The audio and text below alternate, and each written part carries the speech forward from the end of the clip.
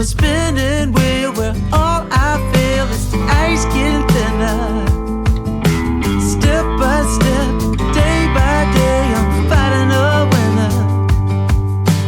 Pushed around, I'm nowhere bound, no solid ground. How can I get it back? How can I be strong?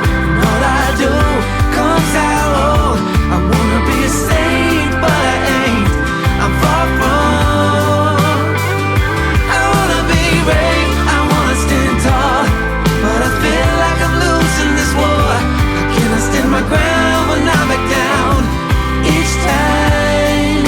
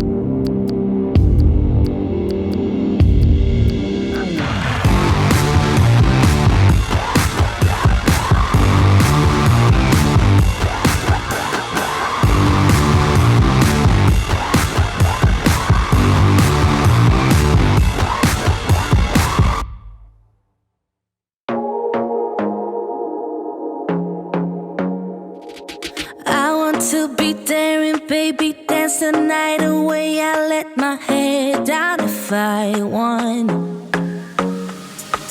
Don't you just get tired chasing fame and being pretty all the time? Doesn't sound like fun. You can do better. Let me show you what a good time looks like. You can do better, so much better. I don't fit into your box. Beauty queens without no flaws. You can do better. I dare you to be wilder. I don't fit into your box. Beauty queens without no flaws. You can do better. I dare you to be wilder. I want to be silly, baby, dance the night away. I'll kick my shoes off if I want. Let yourself be free and maybe you will find that there is more to life than being pretty. Honey, let's just face it. You can do better. Let me show you what a good time looks like. You can do better, so much better. I don't fit into your box. Beauty queens without no flaws. You can do better. I dare you to be wilder. I don't fit into your box. Beauty queens without no flaws.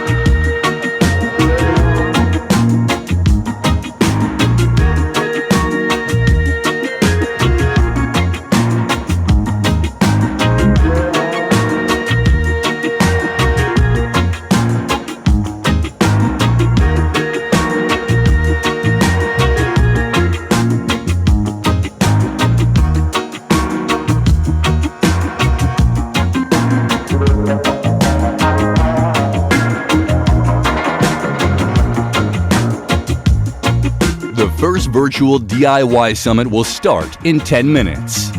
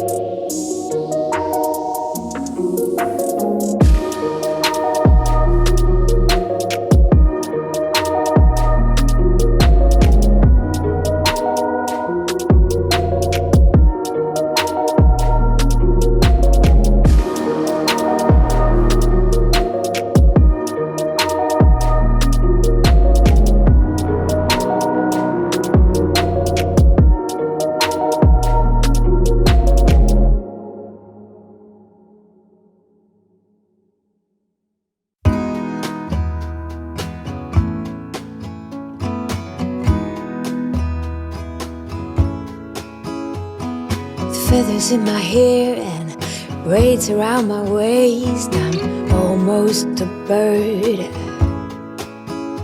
These mountain views and pink sunsets got me shedding skin. Ooh,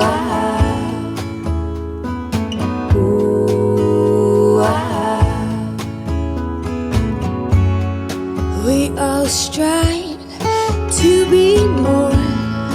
We all long for viva la vida. Around the corner I'll meet ya. A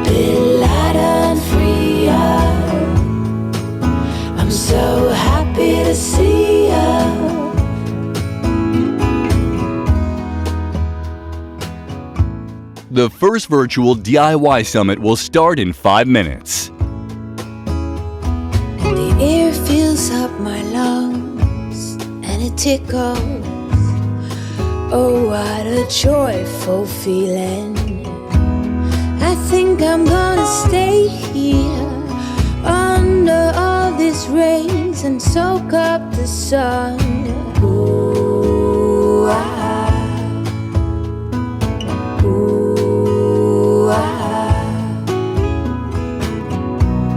we long for Viva la Vida. Around the corner I'll meet ya, a bit lighter and freer. I'm so happy to see ya.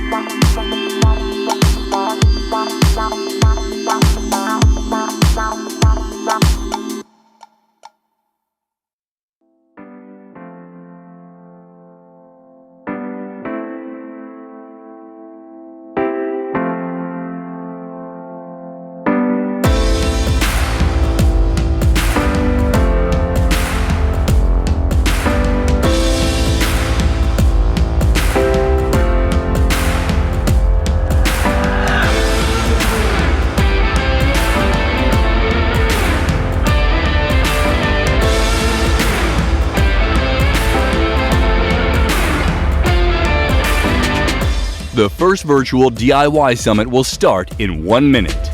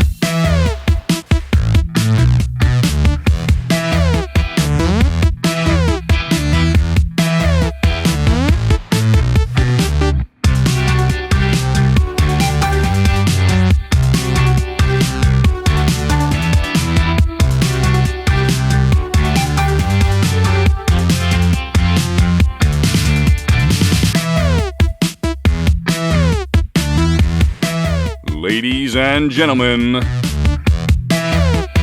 and now please welcome our presenter, John W. Herbert.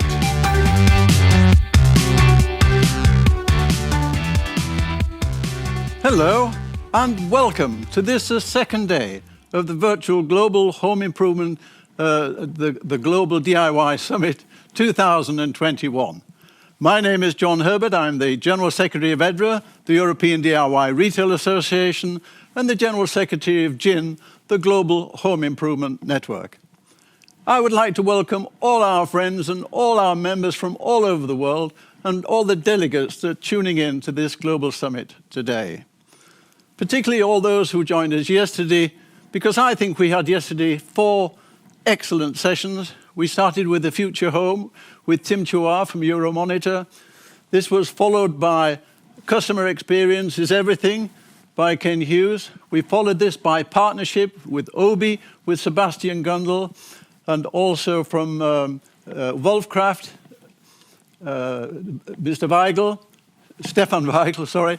And then finally, of course, the highlight, the climate change, the keynote presentation on why net zero is very important going forward.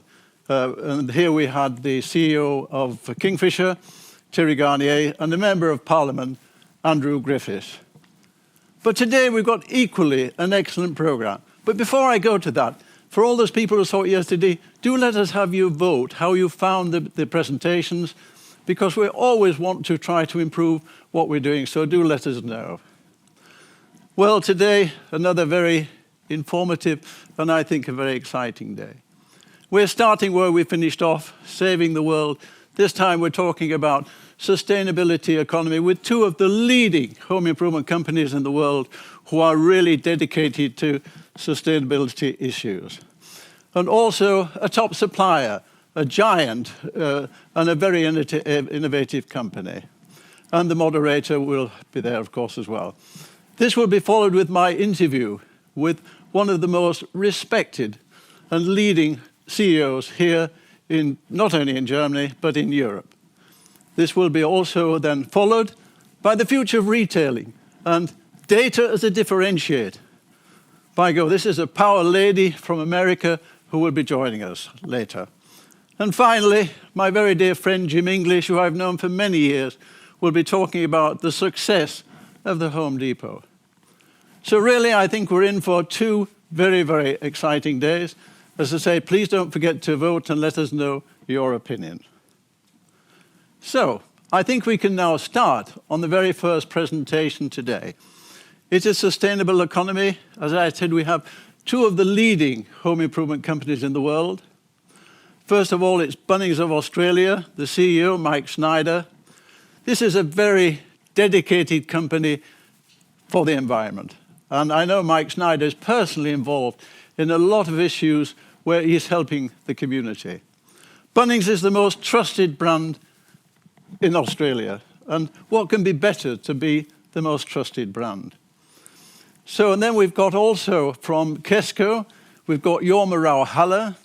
He is the president of the trade and the vice CEO of Kesko, a very large company, 1,800 stores, which about 251 of them are home centres. And they've won a lot of awards as Kesko over the many years, and so they fit together. The supplier is 3M.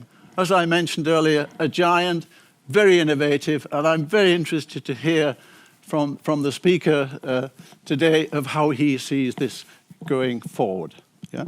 His name is Maurizio Bocci, and you'll be meeting him later on.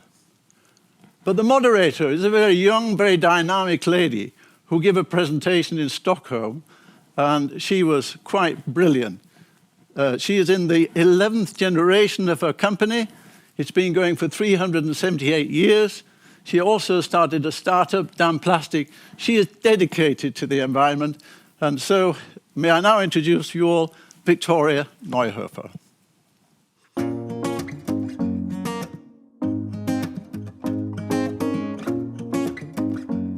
And now, saving the world. Michael Schneider, Managing Director, Bunnings. Maurizio Ballocci, Vice President Consumer Business Group 3M.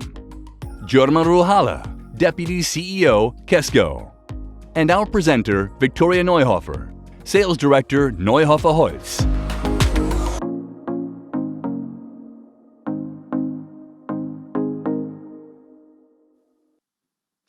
Good morning, ladies and gentlemen, lovely DIY family. Wow, what a topic today, saving the world. Do you really think we can save the world? Do you think it needs to be saved? Or do we need to change ourselves? Like, is it the humans that need to be saved from ourselves? We are looking at our world through a profit lens, always talking about economic benefits obtained from forests, oceans, and landfills, instead of protecting them in order to protect us. I definitely do believe that we need to change the way how we think business. We cannot solve our problems using the same kind of thinking we used when we created them. That needs to be clear. And I'm Victoria Neuhofer, and as John mentioned, I'm the 11th generation, our family business, which is a flooring manufacturer for wall, floor, and ceiling accessories. But I'm also the founder of Dim Plastic because I really do care about the environment. And I made it I just, my goal is I want to deplastify the retail. I want to deplastify the way how we do business. And I want to deplastify the entire masses of trash that we have produced till now and that we will actually pass to the next generation. So I made a concept. I made it possible for our customers to passively contribute to a better world by buying our products, using our products, and using our services. But I think today we are here to actually know which actions others take to tackle our climate crisis. And we invited for you today some of those big players that actually do a lot to do for our sustainable ongoing in the future, and that they have really big goals as it comes to be climate neutral and more even positive. Welcome, Michael Schneider, Mr. Managing Director of Bunnings, Jorma Ruhala, Deputy CEO of Kesko, and Maurizio Ballocci, Area Vice President of 3M. Welcome. Good morning. Good morning. Morning. I will start actually straight away with the first basic question about telling me about your business and how you mitigate climate change. What is your aim? What is on your agenda? Do you follow the SDGs, so our sustainable development goals? Perhaps, Mr. Schneider, I will start with you. Can you give me some insights here? Thanks, Victoria, and hi, everyone. It's wonderful to be with you all from here in Melbourne, Australia. Bunnings is Australia's leading retailer of home improvement and lifestyle products and a major supplier to project builders, commercial tradespeople and the housing industry. We have over 385 locations, including large warehouse stores, smaller formats, trade centres, as well as our online business. We employ close to 50,000 team members across Australia and New Zealand. And at the heart of who we are and how we think about our business is this idea that we live here too. Our teams live, work and raise their families in local communities right across Australia and New Zealand. And that sentiment carries into our thinking on the environment, where we've made clear steps to put things right and to make a positive contribution to the communities in which we live and the environment in which we live as well. We see the effects of climate change across Australia and New Zealand. We've shared the journey as bushfires continue to devastate communities across Australia during the year, with floods and storms also having a significant and widespread effect. We have a comprehensive roadmap at Bunnings in place to get us to net zero scope 1 and 2 emissions by 2030. And last year, we announced we will transition to 100% renewable energy for our entire operation by 2025. We enjoy a lot of sunshine here in Australia and we're harnessing it. Across our network, we have solar PV systems on 85 of our sites and we'll grow this to more than 100 by the end of this financial year. And improvements in energy efficiency across our network will complement our commitment to 100% renewables by 2025. In store, we have energy efficient LED lighting across more than half of our network, and it's a standard inclusion in our new stores and being rolled back right across the Bunnings fleet. And last year, we reduced our scope 1 and 2 emissions by 11%. And finally, this is against a backdrop of network growth and subsequent increase in energy requirements, Victoria. Wow, and that seems that you had a lot to do. Absolutely. Jorma, perhaps you're going to tell me your insight. What are you doing to mitigate the climate change? Yes, hello from Finland. I'm Jorma Rauhala. I'm from Kesko Corporation, and it's a pleasure to be here today. And maybe something briefly about Kesko. We are a retail company with annual sales of 11 billion euros. And together with K Group retailers, we employ some 43,000 people, and we operate in 8 countries: Finland, Sweden, Norway, Baltic countries, and Belarus and Poland. We have 3 divisions: grocery, building and technical trade, and car trade. And our building and technical trade is some 4 billion euros business. What comes to our sustainability, yes, we follow United Nations Sustainable Development. Of those material for Kesko and our stakeholder, and responsible consumption and production, decent work and economic growth, and climate actions. And we have long been pioneering sustainability work. We have been awarded 7 times at the most sustainable trading sector company in the world, and have been included at the Global 100 most sustainable corporates in the world list for 16 years in a row. However, despite the awards and good rankings, our sustainability work continues and accelerates. Our target when it comes to climate change is to be carbon neutral by 2025 and reduce emissions to reach 0 emissions from our own operation and transport by 2030. And what we are doing to have those, we increasingly use renewable energy. All electricity purchased by Kesko for our stores and other properties in Finland is produced with renewable energy. We also produce renewable energy ourselves. We are one of the biggest producers and users of solar power in Finland. Also, we continuously increase energy efficiency in our stores. We update refrigeration systems in K Group's grocery stores and use LED lamps in store lighting, for example. And of course, in logistics, we are piloting electric and car trucks, encouraging our logistic partners to use biofuels and optimize transport routes. So the actions, of course, start with us, and home base needs to be ordered first. However, the biggest impact on climate does not come from our own actions as a retailer, but from the emissions from production of products as what we sell. That is why it's extremely important that we take actions together with our partners that cover the whole value chain. As you can see, this is a very important topic for us, but that was briefly about our actions. I will come to that topic back as it comes to your partners. But first, Maurizio, perhaps you can tell me your insight as well. Like, what are you doing to improve your ways? Sure. First of all, hello to everybody, and thank you for inviting me. This is a very important topic. I'm really passionate about it. So just a few numbers on just a few facts on 3M. 3M is, I think, a known company. We have very known brands like Post-it Notes, Scotch products. And I think in this last year and a half, we've been very visible through the efforts we've done to tackle the pandemic with our respirators. But just a few facts here. We are a diversified manufacturer. We have 55,000 products, which we market in a multitude of markets. The other fact is that we do have global presence, and we have 90,000 employees. The reason why I'm highlighting these numbers is just to, John was referring to before to our size. And it really tells about the responsibility we have and we must have as a company to improve our impact on the environment. I was also reflecting to the numbers that John shared yesterday about the industry, the 700 plus billion. And I think as an industry, we can really have a huge effect through the combined efforts we make on improving our impact on the environment. So how do we drive sustainability here at 3M? What are our commitments? First of all, 3M has been focused, we are a manufacturer. We've been focused on improving our impact on the environment for many years. I think the biggest step change was 1975 when there was a program to challenge our manufacturing plants to not only improve unit cost efficiency, but actually reduce pollution, as it was called at the time. Since 1990, we make public commitments with on our sustainability targets, and we hold ourselves accountable.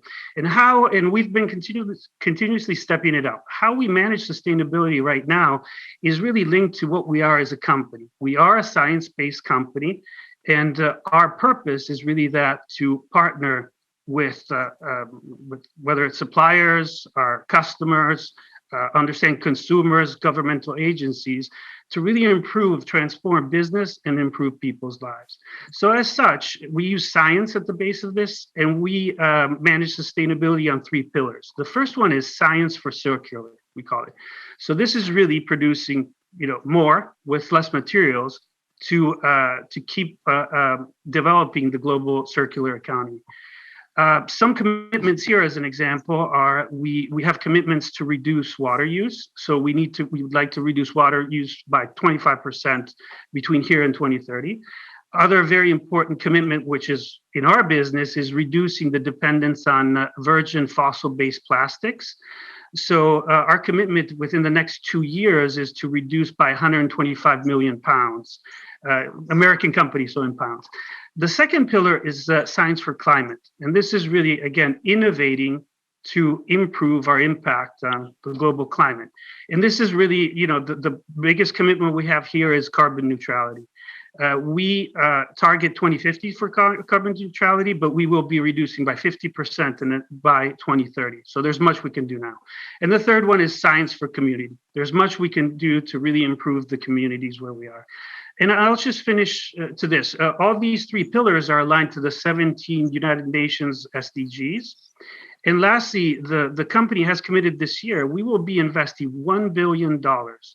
And this really signifies and testifies the task at hand for all of us. We'll be investing $1 billion in the next 20 years to be able to achieve our sustainability targets. Again, to your point, is it worth it? Yes, it must be done.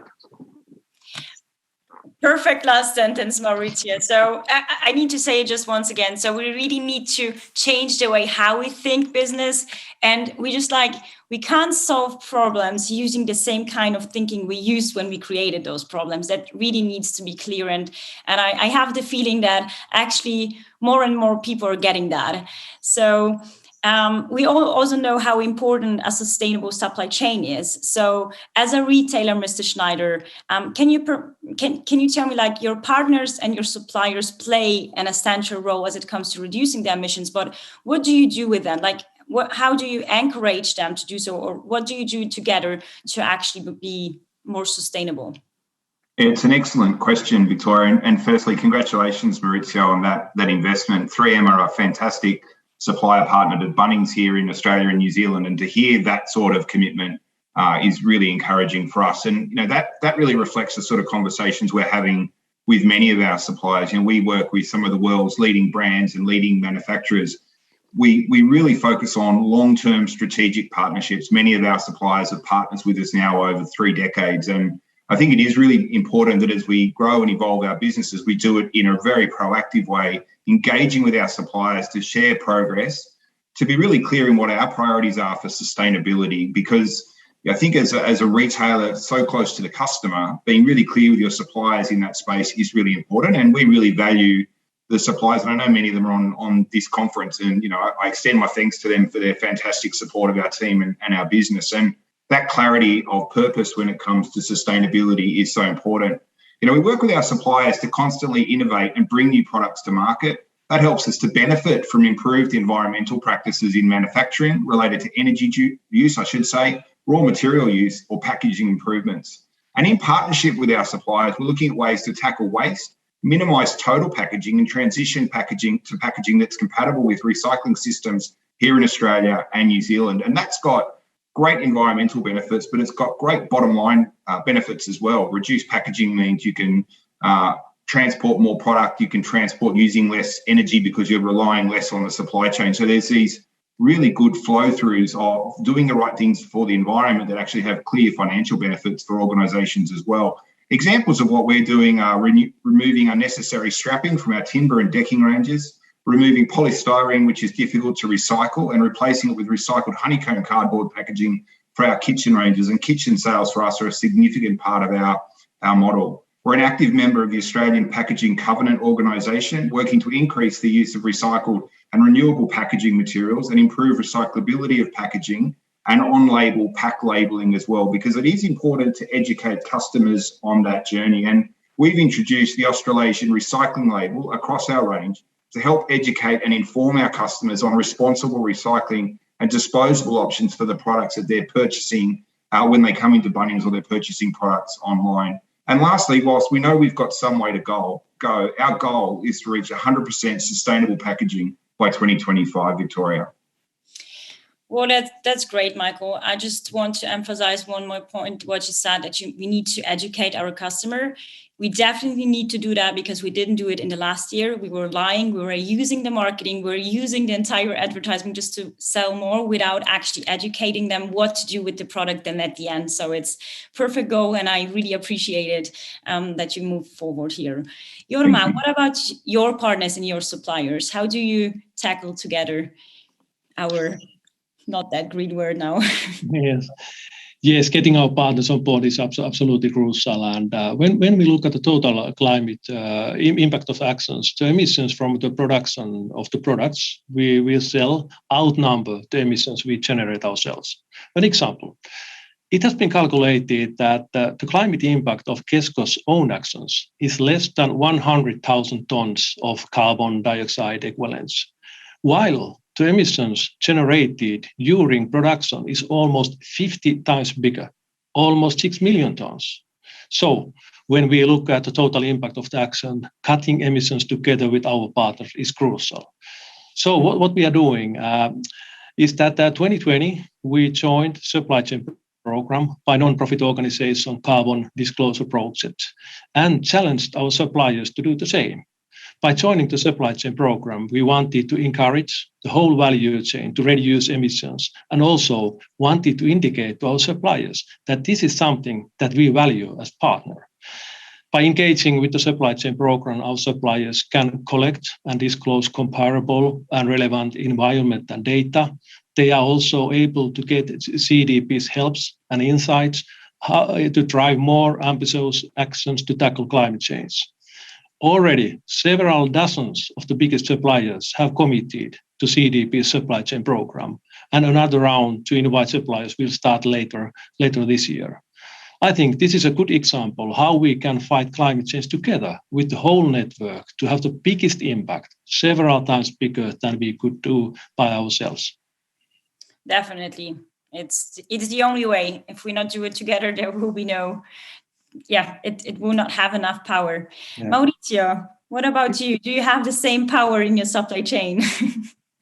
No, I think, well, obviously it's how we let me put it this way. I think that I'd like to touch base on two things because we would be a supplier to Michael and Jorma's companies. So the first and foremost thing is really that of collaborating, with what their goals are as companies and be able to together help achieve them. The second aspect, I really underline what Jorma said, is that we can't have a multiplier effect. I don't think there is one single solution, but if we all do things on our own, we can have a great effect. If we collaborate, there's a multiplication effect. Now, so I think that's an important part, how we collaborate together. The other aspect is how we need to be responsible as a company. So we are a manufacturer. And this is really, if we think about our manufacturing, which is a core of our business, what is very important as an example, as of, I think is this year, each of our new products has to have a sustainability value commitment. So if we launch a program, a product, it has to explain what is the impact for the greater good on sustainability. As the products then get into manufacturing, this is where we can do a lot of work to improve our impact on the environment. I've mentioned before the reduction of water we use in our plants. It's also putting cleaner water back into the environment. It's using renewable energy. 35% of our plants and offices, so 35% of our energy use is from renewable resources right now. And it also is not putting waste back into the environment. So 40% of our plants have zero landfill. So what comes in is either produced for product or recycled. And I think this is very, very important. The other aspect that I'd like to highlight, 3M has always had a strategy in how we build supply chains, which was called regional source of supply. We tried to make them as compact as possible to be more flexible. And that also has an impact because we have less products, traveling all over the world, reducing the greenhouse gas emissions. So again, I think these are the main things I wanted to highlight. Again, partnership with our customers, and the other thing, there is much we must do and many commitments we have to improve. Yeah, so we need just to look from the entire line, from the beginning till the end, and to close the loop. This is the most important part. As it comes down to the sourcing strategy, it's of course, again, it has to do something with the partners and suppliers. But Mr. Schneider, is there like a specific sourcing strategy from a green point of view that you are following at Bunnings? Absolutely, Victoria. 135 years ago, in 1886, Bunnings started life as a timber business, and it's in timber stewardship where we are attempting to lead industry standards across Australia and New Zealand. We believe that our customers and our team members want to know where their timber products are coming from, and that care has been taken to ensure that they're sourced in a really responsible way. In 2003, we established our responsible timber sourcing policy, which means that all of timber in products that we have in Bunnings right across the business originate from natural forests. All of those require third-party certification to show us that they've been sustainably harvested. So FSC and PFSC, for example. And we've got a responsible timber sourcing survey, which is shared with our suppliers of timber and wood products. And we work to ensure that right across the supply chain, we've got full transparency in capturing not only what timber from a species point of view is being used, but what countries it's being harvested in, the type of forest that it's being harvested in, and what's happening from a manufacturing and timber certification point of view as well. And we play a really active role in educating our local communities on how they can make a positive difference. In Australia, we proudly support the School Sustainability Program, which helps students to engage in environmental education, and we have very similar programs in place across in New Zealand as well. And that's been running since 2007 and involves our team actively engaging with schools on sustainability initiatives and projects. So really making sure that the next generations of consumers are being really well educated in this space. Sustainability activities include things like setting up kitchen and community gardens, worm farms, and creating compost and recycling stations. So we really sort of take a multifaceted approach, so at sort of a strategic level, it is the things like timber that I touched on. And at that local community level, it brings that idea of living in the community to life and playing a really positive role in supporting sustainability initiatives. Wow, that sounds really great, especially that you care about the education as well. I think just from knowing comes caring, and from caring comes change. That's my view. But Jorma, I think FSC, PFSC, everything what has to do with wood is also very important in Finland. Can you tell me about your sourcing strategy in that kind? Yes, definitely. In all our supply chains, we promote sustainable and use of natural resources. And how we get there is by promoting sustainability in our supply chains with, for example, certificates, policies, audits, trainings, by working in cooperation with international organizations. In sourcing, as you mentioned, Northern Europe company, timber have a big role for us. And almost 1/5 of our net sales comes from timber in Finland, Sweden, and Norway. So this is an area where we can have a big impact through our own actions. Our target is that by 2025, timber and paper products in Kesko product range will be 100% of sustainable origin, FSC or PEFC certified, or made of recycled materials. Today, the percentage in Finland is around 88%, so we are well on our way. For us, timber is also an important way to support local production and be a good corporate citizen in the local communities. When customers purchase certified domestic timber, they are at the same time supporting a large number of domestic operators, for example, forest owners, loggers, sawmills, and logistic entrepreneurs. This whole chain has a strong impact by providing jobs and prosperity to areas locally. Another extremely relevant example is our own brand products or private labels. Our objective is that in all own brand products is that by end of 2025, all packaging used will be recyclable, reusable, or biodegradable, and plastics contained in the packaging will be reduced by 20%. This is again an area where we can have a big impact and where cooperation between us suppliers and packaging manufacturers is crucial. That sounds great as well. I mean, just for the others that are outside there and do not know that, FSC PFC means that we are looking for, if you're cutting a tree, more trees are going into the ground. Just that everyone understand that part. I'm, by the way, a wood engineer, so I share the love for wood with you both. Maurizio, now you're manufacturer of you. Can you tell me what you are doing as it comes to the strategy to be more green, or the sourcing strategy? Absolutely. Well, very similar. So, we have 51 technologies, and the input materials to these are very diverse. So we source an incredible variety of products. For these products, we do have sourcing policies. So as an example, we have a pulp and paper sourcing policies. Just think of our Post-it notes, right?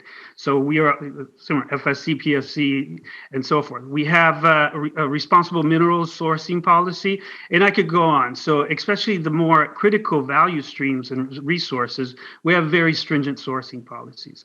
I would also like to highlight that we have been conducting, and we're stepping up the supplier responsibility codes. So our suppliers have to align to our responsibility code, and it's really evolved. It goes from making sure that they apply fair labor practices all the way to assessing their environmental practices. And we commit to doing a certain number of audits on our suppliers every year to be able to make sure that is controlled. And I think lastly, I'd just like to underline what was mentioned before, which is the social sustainability part. I mentioned before the 3 pillars. One is science for community. And what we can do just to improve the community we're working ultimately has an impact, I think, on sustainability. So that in a nutshell. Perfect. Gentlemen, I have one last question, and I would love to hear just in one sentence. I think this is the most important question also for me. What is the most challenging in your sustainability work? Michael, perhaps you can help me up with that. What do you think is like the most challenging part? I think for us, Victoria, we're really at the start of a journey here, and we really want to make a positive contribution. And that's about making sure that we drive out plastic waste and reduce packaging, continue to focus on those sustainability initiatives. But, it's a whole of business and business partnership approach with our suppliers and our team as well. Jorma, what about you? What is your... Yes, this is clear. The biggest challenge is to balance between customer needs and sustainable offering. This is difficult and challenging one, but the most important one. We have millions of different kind of products and different kind of customers, and they have different needs. How we are balancing sustainable and customer needs? That is I think a lot of people still think it's very overwhelming, but we can get there step by step. Slow and steady wins the race. We can do that. Maurizio, what about you? As a manufacturer, it's really the variability, so which creates complexity, which can impact the speed, the cost, or even consumer understanding of sustainability. Think of all the different country legislations. Think about how every company tries to differentiate within what they do in sustainability. Think about the different certifications. You put that all together, you can really fragment, and what is the product design? So I think, I personally, I don't think there is one way forward. And this is where I go back. We need to collaborate and act, and whatever we will do will be better than what we did yesterday. So I think that's my point. Totally agree. Gentlemen, I think there was a lot of insights here inside, and I'm really happy actually to hear that, especially you, as you have a responsibility as a big player, that you really do something. I read all of your comments on the homepages. I read like all the policies anyway. So I just wanted to say thank you from my generation, and thank you from the next generation, that you are starting to really take care of what we did, what we have done in the last year, what the mass we have created. And there is, like, before we come to an end, there is something that I really want to share with you that comes from my heart. And I'm just like one person, but I figured that one person doing everything they can to make just like millions of people to do just a little, it really turns into something that we really can change something. I really do believe that we still can be better and do better. And I mean, we are all sitting in the same boat. It's more modern than in Noah's Ark, but it's still the same boat. And it would be a pity if we let it sink just because we are fixed on profits and squeezing those who actually could make a difference. I'm talking about the raw material suppliers, the manufacturers, the handcrafters. All of them could really do better product. They could produce more sustainable, and they could produce also sustainable products, but they also need to get the resources and the feedback and the partnership to do so. Otherwise they will be just like forced to seek for cheaper and less to fulfill the retailers and customer needs. So I think that we need to rethink our purchasing way. We need to rethink our selling behavior. And we used to need still marketing, but perhaps in another way, in a better way, in a good way. And we cannot save the world in a cheap way. That's how we made it actually trashy. So we need to act fairly. We need to act together. And we can do business, we can earn money, we still can be sustainable while doing that. And that's the goal. It's like having both sides, and it's only possible if we do it together. So that would be my last sentence. I hope you enjoyed that session and you take some green motivation to move forward and not see it only as a challenge, but as an opportunity for a new green area of business. Thank you very much. Thank you. Thank you. Well, Victoria, thank you very much indeed. And Mike, very nice to see you. Jorma, nice to see you. And Maurizio again. We haven't seen each other since 2 years, I think the last Global DIY Summit. But Victoria, may I first of all congratulate you. In German you say, für diese Elefantenrunde, dass sie so gut gemacht hat. I've just said to her, which in English means, for moderating the round of elephants. We call it in Germany, or they call it in Germany. And of course, these are the heavy big boys of the industry, all three of them there. What is very nice to hear that I feel sometimes very guilty because my generation didn't do a lot. How nice it is to see Mike and Jorma managing large companies and so dedicated to and so knowledgeable. Yeah, if you asked that question a long time ago, people couldn't have answered. But it's so encouraging to see the CEOs of today, the next generation, you're the next one after that, Victoria, of doing such a good job. And Maurizio, I was very, very impressed with what you told about MMM, the way when they're looking at new products and looking at the sustainability. We have this impression in Europe about the America not being very, very conscious of the climate change it is, but I think that's changing, and so that is very, very encouraging. We wanted to ask questions, but the time has run out. But one quick thing that one came, I think, with Terry Coleman just quickly asked, and I'm just going to mention it to you. There's no answer needed. That could we find a subject of sustainability and climate change that we can pick out for next year where retailers and suppliers can do some sort of survey and we can present it next year in a collaboration of what we want to do. We as an association, and we have two board members here in the screen, Mike and Jorma are board members of us, we have committed ourselves to climate change and sustainability, and we're going to do everything we can to make sure that we drive that home. We're going to have workshops, bringing people together, learning from each other. This has been so very encouraging for you to hear. Saving the planet, yesterday was great, today, thank you very much indeed. And I think awareness is the most important part of all, and I think the presentation that you've given today has made us even more aware. So on behalf of all the people from around the world, thank you very much for joining us today. Have a great day and look forward to the next sessions. Thank you very much indeed. Okay, and goodbye. Thank you. Bye-bye. Bye.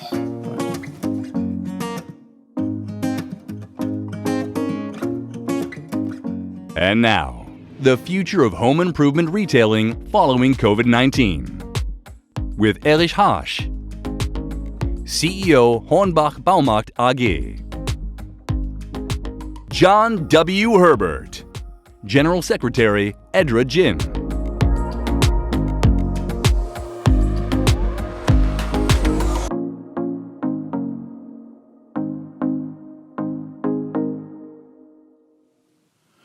Well, ladies and gentlemen, it's a great pleasure today that I have the wonderful opportunity of interviewing one of Europe's leading CEOs, very highly respected, very, very well known, and it's Erich Harsch. He's the CEO of the number 5 company in Europe, and with 163 boxes. Before, when he was so well known before, was the 39 years he spent at DM, which is the largest drugstore chain in the whole of Europe, with 3,700 stores. He was on the supervisory board of the OBI, and then, of course, he then joined in 2020. He came to Hornbach. So he joined Hornbach in 2020. But let us start. Let us just first of all greet Eric Harsch. Hello, everybody. Hello, Mr. Harsch. Thank you very much indeed. Very nice to see you. Just before we start the interview, I would just like to show the viewers who don't have the privilege of what we have to see the adverts of Hornbach on television. I think it is brilliant marketing at its very best. So this is an icebreaker. Just show you this video.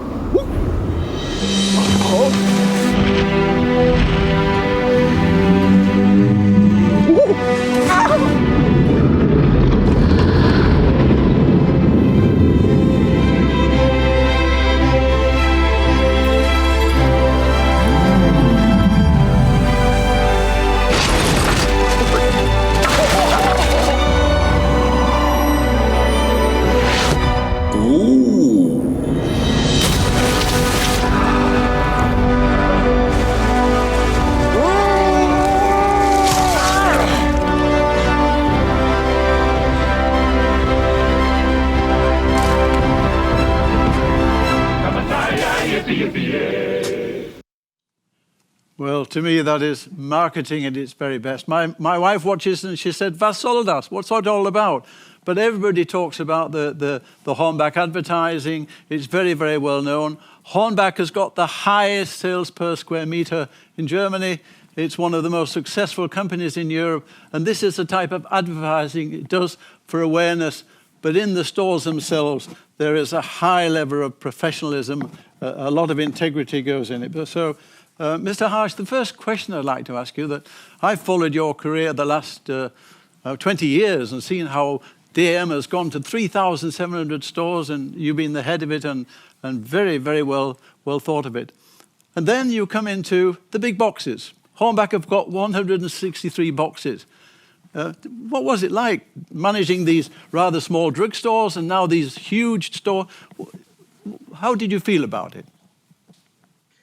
Yeah, when Hornbach approached me and asked me whether I could imagine a change, I just thought it could be a wonderful opportunity for me to see and experience a new professional and major challenge in my biography. I think it's very important that you always are looking and not getting too old too early. And having a new challenge is always new inspiration and very important for all of us to stay young. So, of course, it was a significant advantage for me that I was at the supervisory board of Hornbach since 6 years before. So I knew the company and I knew all the people there and all the culture, because the culture, I think, is very much more important than the question, how big are the boxes? It's a question how to deal with the people and the developing of a good culture of collaboration, and that's my favorite area, and not especially the do-it-yourself assortments. I'm not very used to it at the moment, but it will be better during the next years, I think. And that's all. Yeah, well, the culture of DM, of course, is very strong, and Hornbach is also indeed very, very, very strong. Is there anything we can learn from each other? Is there anything you say, why? Oh, that was good in one area, we can use that in another area? Anything that's spontaneous? Hornbach and DM are not far away from each other. It's only 40 kilometers of our head office, and so also in the last years there was cooperation in many areas, for example in IT infrastructure, or regarding to the own brands, where DM is very successful, and Hornbach too. And that led to a special experiment because we had at Hornbach a brand of men's body care under Hornbach branding, and it's originally it's a DM own brand, and it was very successful. So there are many areas where we can learn from each other, and because the principles of retailing in a company which has many stores all over many countries, there are certainly many things to learn from it. Indeed, and especially culture, of course. Yeah, we want to talk today about the future of home improvement retailing, but it's also the future of retailing. It goes very much hand in hand. But before we do that, we must talk, of course, about the pandemic. How is the situation affecting Hornbach business? Are the stores all open? Could you just enlighten us a little bit about your stores? And all of our 9 countries, our stores are currently more or less open to our customers as usual. Of course, it was entirely different in the first months of this year. We had many lockdown situations. For example, in January, only 21 of our 161 Hornbach stores at that time were still open to private customers. So that was very difficult and for many weeks. But the people at Hornbach did their very best to supply the customers with goods even in these difficult circumstances.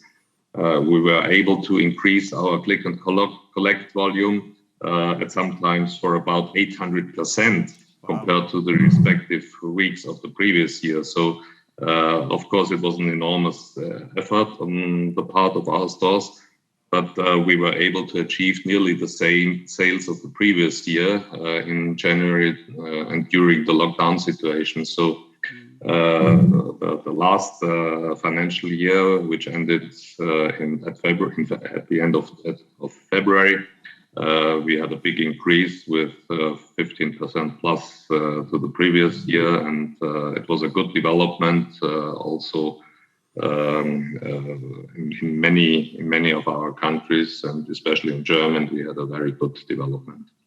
Yeah, we were very disappointed to see that Hornbach had to close so many stores, because we thought we'd cracked the nut with the Eurocommerce in Europe, that we were essential retailing, the publishers were essential retailing, and it didn't work out all. It worked out very well, generally speaking, but it could have been better. And we're doing a lot of work in this area, particularly in Brussels, to make sure if it ever happens again that really home improvement from around the world is being seen as essential retail. You've just mentioned that sales were 15% up, published figures 15%. The whole world had a huge increase of 13.8%. And this is on a very high level compared. How do you see it now going forward? Are we going to expect, generally speaking, because I know you're a public company and you will be very a little careful, but how do you see the sales that we're going now? We heard the Future Home yesterday from Tim Chua, and they're saying there's going to be an enormous, that this boom is going to continue, probably not at that rate, but how do you see it? The trend of cocooning and so on, we see in Europe since 2010, and it's lasted for many years, and it's got a real push now in the pandemic. And I think many people will still have a high interest in making their homes comfortable, beautiful, practical. And Corona has just reinforced the trend. And people, for example, will certainly work more from home after the pandemic than they did before. And I'm convinced that this had become a very important option for many people. In my former company, for example, I established the possibility of home office and remote working for people already at the end of the 90s, so more than 20 years ago. Wow. And the use of garden, for example, as an extended living room, the work has begun, but it's not done, and it will continue. Probably not at the extremely high level of 2020, but I think way above what you saw before Corona. So I think for Hornbach, the explosive growth of sales will probably not continue in that dimensions, but the sales will remain on a significant higher level than it was in the times before Corona. Yeah, the general feedback I get from around the world that this boom or the increase in sales is going to continue. Home improvement is continue. We're going to continue to be in a very expansive market with our sales altogether. So really, in this time, and you mentioned in your introduction about click and collect, about increasing, I think it was 800%, and the online sales. Hornbach were very, very early to start with online sales, probably one of the leaders that I know in Europe to prepare for it. And this has been a boom. How do you see this now, and how do you see it continuing? The 800% was only in the time of the lockdowns, not generally for the year. But we have, of course, an enormous growth in online retailing. So in the share in total sales was 17%, and it doubled during the pandemic times. And I think our interconnected retail strategy was of critical importance for the overall very positive business trend. And I think the most remarkable example is certainly click and collect, but there are some other aspects which are very important. I think it's not, for me, it's very important. It's not a question of either or between brick and mortar and online, but from the customer's point of view, it's about bringing a retailer's brand alive as much as possible on all relevant channels. And if that is achieved, the channels will enrich and enhance each other grow. And so the pandemic has provided the proof, because it's the only explanation why the Hornbach stores saw significant increases in brick and mortar sales, despite the lockdowns and despite the also strong growth of the online shares. So I think the online part will have, as I said before, a higher level than before Corona, but maybe not that much as during the lockdown. Yeah, I would agree, probably not as high, but people are expecting online sales to increase and increase. And the question is, you've got 163 big boxes. Do you think there'll be a time, maybe in 10 years, where you may have too much retail space, or how do you feel about that? No, I think we have large sales floors, on average 11,800 square meters per site. And they have been extremely helpful over the last few months because, for example, ensuring the supply of goods in these demanding times, where a tremendous demand worldwide, supply issues, and where good inventory levels became vital to the survival of individual retailers. And it was instrumental that we started into the season well stocked.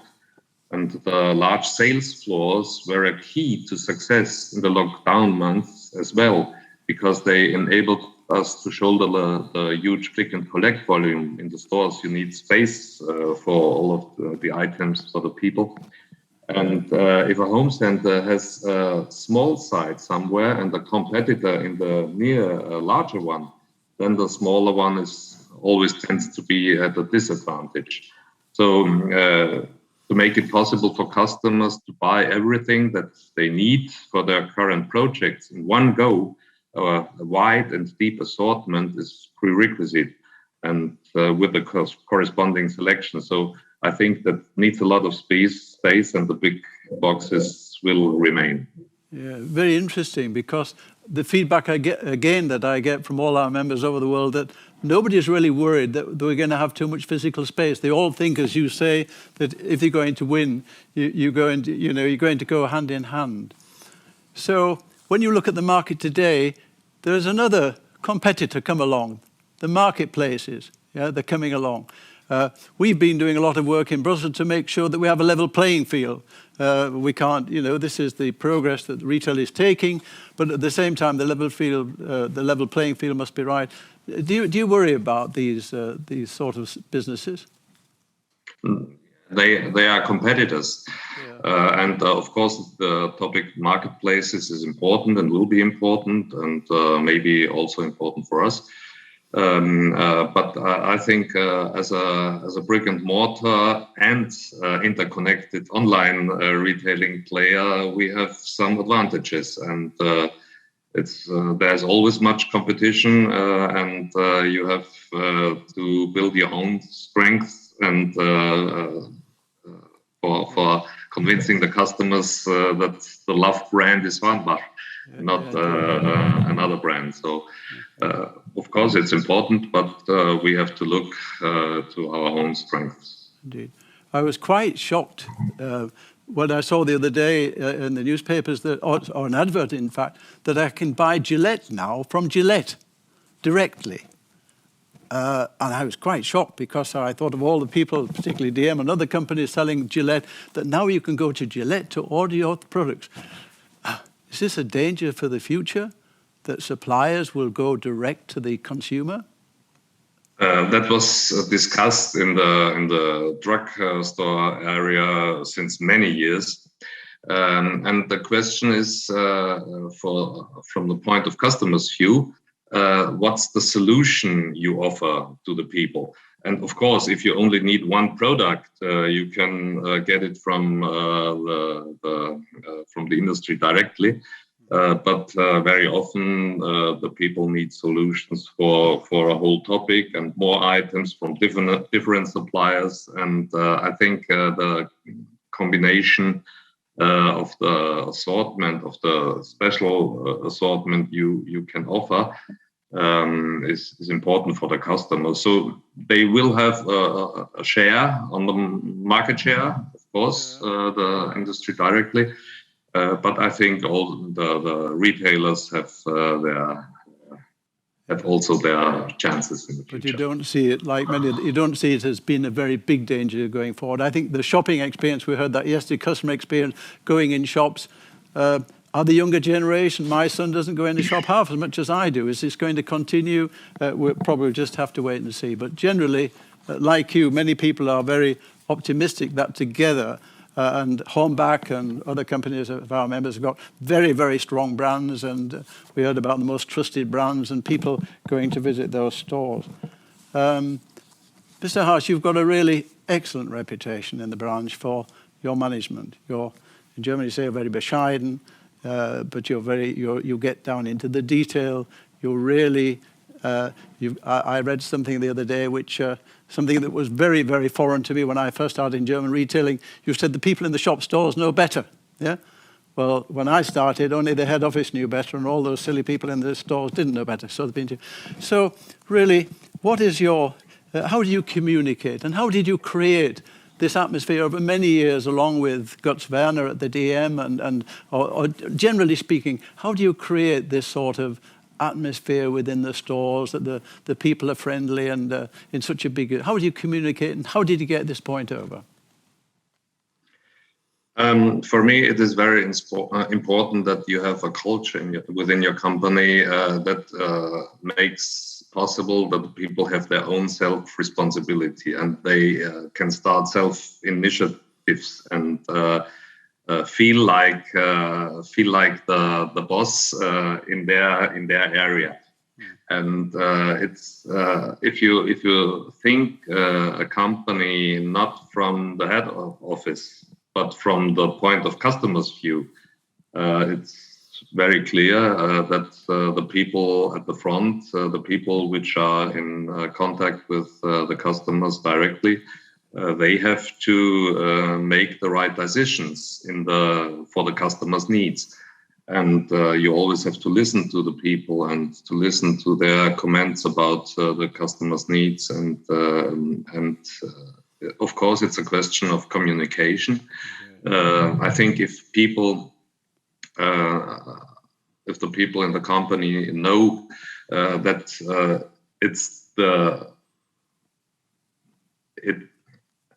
they are allowed to do things.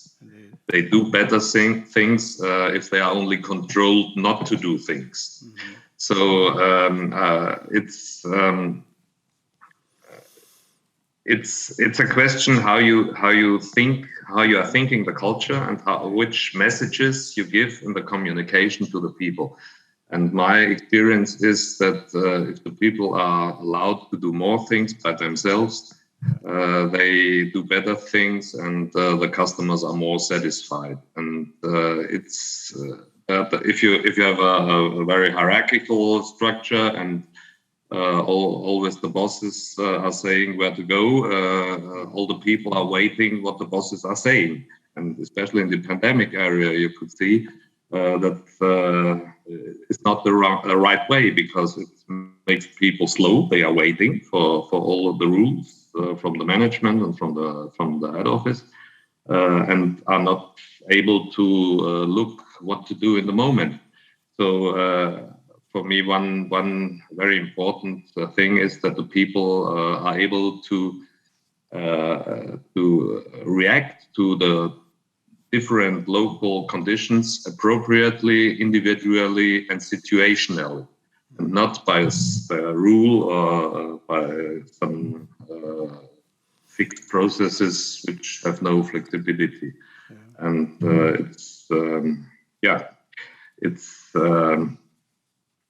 my way is that of a moderator and supporter of initiatives and ideas, and not that of a boss who believes to know everything better and who has to invent rules and regulations. And by showing respect, and so really more having a mentality of a store support center than a head office, I suppose. Yeah, looking at that.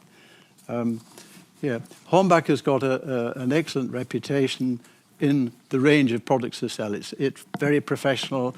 It's got one of the highest images in Europe from a customer point of view. How are you finding the situation at the moment with suppliers? We keep hearing about the shortages of raw material, the skying price increases in container prices going, the shortage of different products throughout the world. How do you see this problem at the moment? Yeah, it's of course we had some problems in the last months, but luckily the situation at Hornbach is less tense than before. Today there are only occasional gaps in the base. 2 or 3 months ago there were actually larger gaps, for example in wooden items, in iron lingerie, paint, various other items containing plastics and so on. But our colleague Susanne Jäger and her team in purchasing and imports already reacted to the global market trends last year and ensured a high product availability for our customers. For example, by listing new suppliers, choosing of different transport routes, and early procurement. That also helped us tremendously this year, in also being well stocked. And it will be difficult in the future, of course. All the costs are higher, for example, for logistics and other things, and raw materials. But I think we all have the same problems. So it's no question of competition. It's a question of managing the different developments and doing the best. Yeah. And how do you see the factory of the world, China, in the future? Will we be getting more suppliers from Europe, or will it stay the same? Or there's been a slight swing, I think, that people are beginning to source in other products in Europe if they can. How do you see that? Yeah, our direct importing quote is not that high. It's one number percentage. So it's for us not such a difficult problem and question. I think it's important to have and also more sustainable to have supplier structure as near as possible. But it doesn't work always. So you have to build. No, it's not useful to have a dogma. You must look how to make your business not dependent on only one way of logistics, of suppliers, of all. You have to look for more than one way to be independent. And if you are more independent, you can manage your business better than if you are dependent on one special area. Mm-hmm. We've had two sessions, one yesterday, one today, on climate change and sustainability. What is Hornbach doing in this area? What are you doing especially? Yeah, we've done a lot in the last years, and we have in the recent years, Hornbach has taken various ecologically and economically sensible measures to reduce our CO2 emissions and the amount of energy we consume. I'm thinking here of our building control systems, which enables us to manage the consumption points in our Hornbach home and garden centers as needed, or the recent switch to LED lighting, etc. The next and urgent goal in Hornbach is knowing our own footprint and then reducing it in a targeted number. We are currently conducting extensive measurements. A consequence might be that we identify parameters that require adjustment within our logistics or new decisions regarding our assortment mix. So it is clear to us all, it is essential that transport routes are as short and efficient as possible. And another building block could be the expansion of charging points for electrical cars at our stores.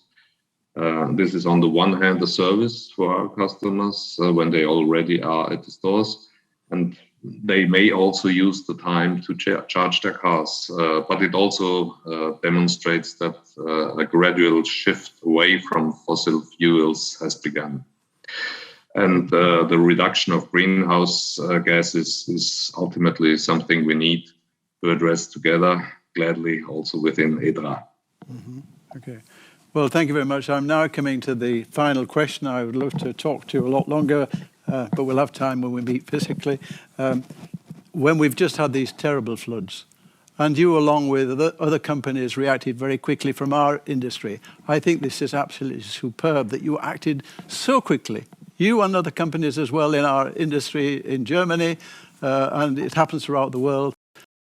What was the response, and how is the situation now?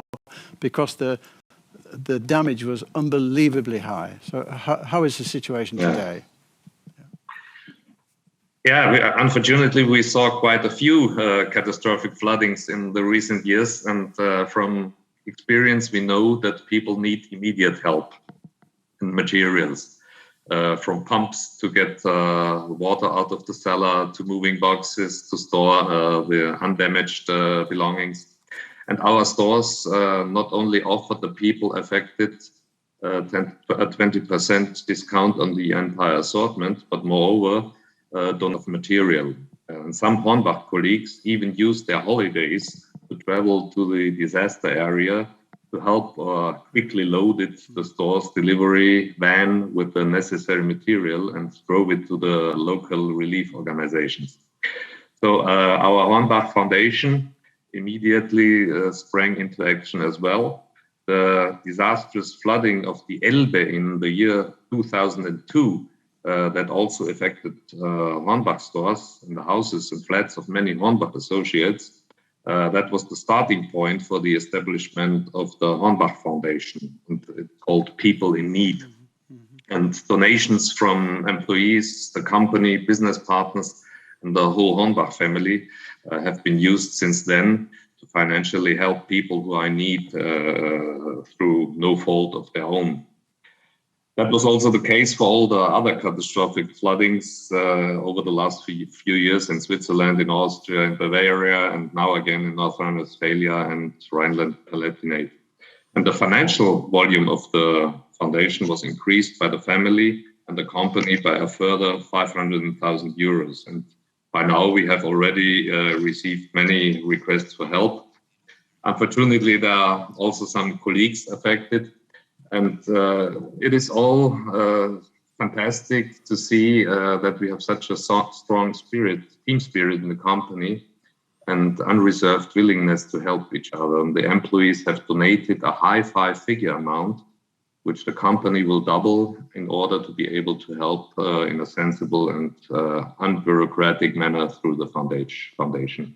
Okay. Well, Mr. Harsch, thank you very much indeed. It's been a huge pleasure to talk to you, to listen to you, to see what Hornbach are doing for the customers, for the community, and it's such a fine company. Thank you for joining us. Wish you much success going forward. Look forward to seeing you next year in Copenhagen. Thank you very much for this interview today, and wish you well. Thank you very much indeed. Bye-bye. Thank you too. Bye-bye. Well, that's the 2 sessions before the break. We're now going to have a 10-minute break and be back shortly. Okay, thank you very much.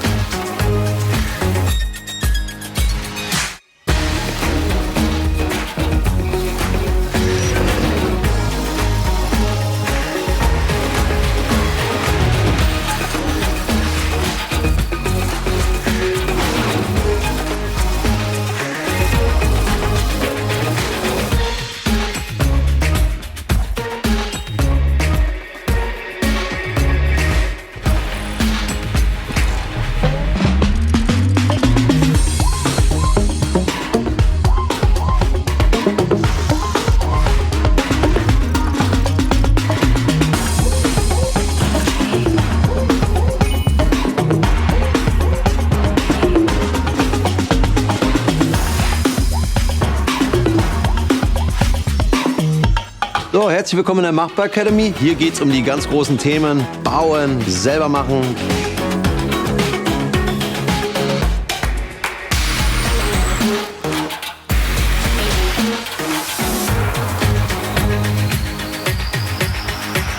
Alles Machbar TV gibt es ab jetzt einmal im Monat. Hier dreht sich alles um unsere Marke, um Kommunikation, um Innovation. Alles, was für unsere Kundinnen und Kunden wichtig ist.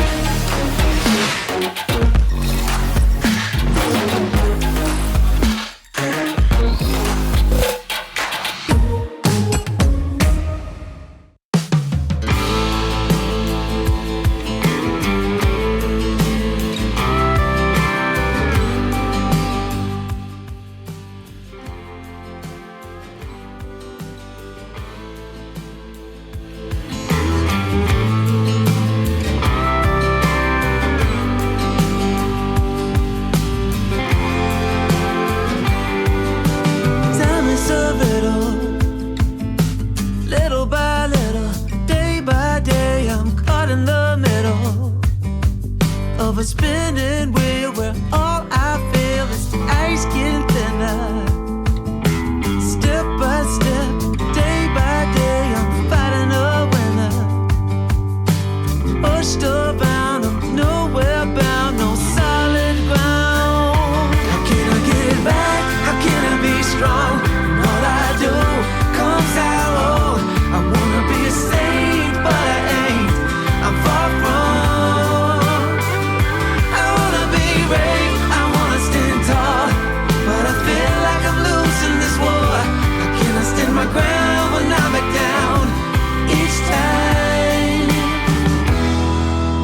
and it's a struggle. Little by little, day by day, I'm trying to juggle. Losing track, no turning back. I'm running through fire. Step by step, day by day, burning the wire. Pushed around, nowhere bound, no solid ground. How can I get it back? How can I be strong when all I do comes out wrong? I wanna be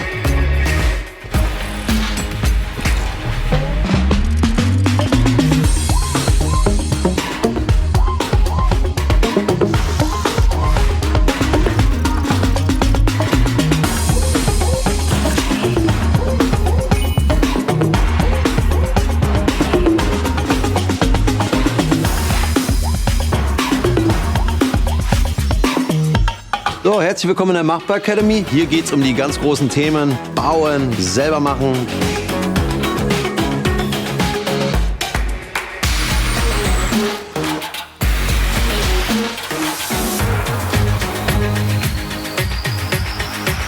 Alles Machbar TV gibt es ab jetzt einmal im Monat. Hier dreht sich alles um unsere Marke, um Kommunikation, um Innovation. Alles, was für unsere Kundinnen und Kunden wichtig ist.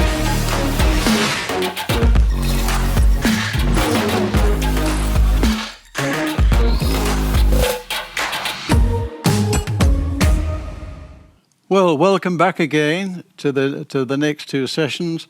But before we go there, how nice it is to see the CEOs like today sharing their experience. I find it very inspiring, and with all the knowledge we hear, I think it helps all of us to improve what we are doing. So now, the future of retail. Data as a differentiator is our next theme. The lady is adjunct professor in Madrid at the IE University. She was born in the US, went 2012 to Spain, and has just returned to New York. I've seen her presentation, Smart Future, at the World Expo 2009, and I was amazed at what big data can do, simply amazed. And I'm sure you're going to be amazed now. So, ladies and gentlemen, may I introduce Christine Stathopoulos from New York. Thank you.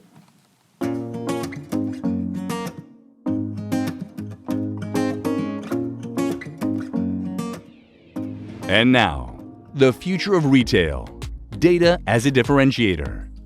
With Christina Stathopoulos, adjunct professor, IE Business School.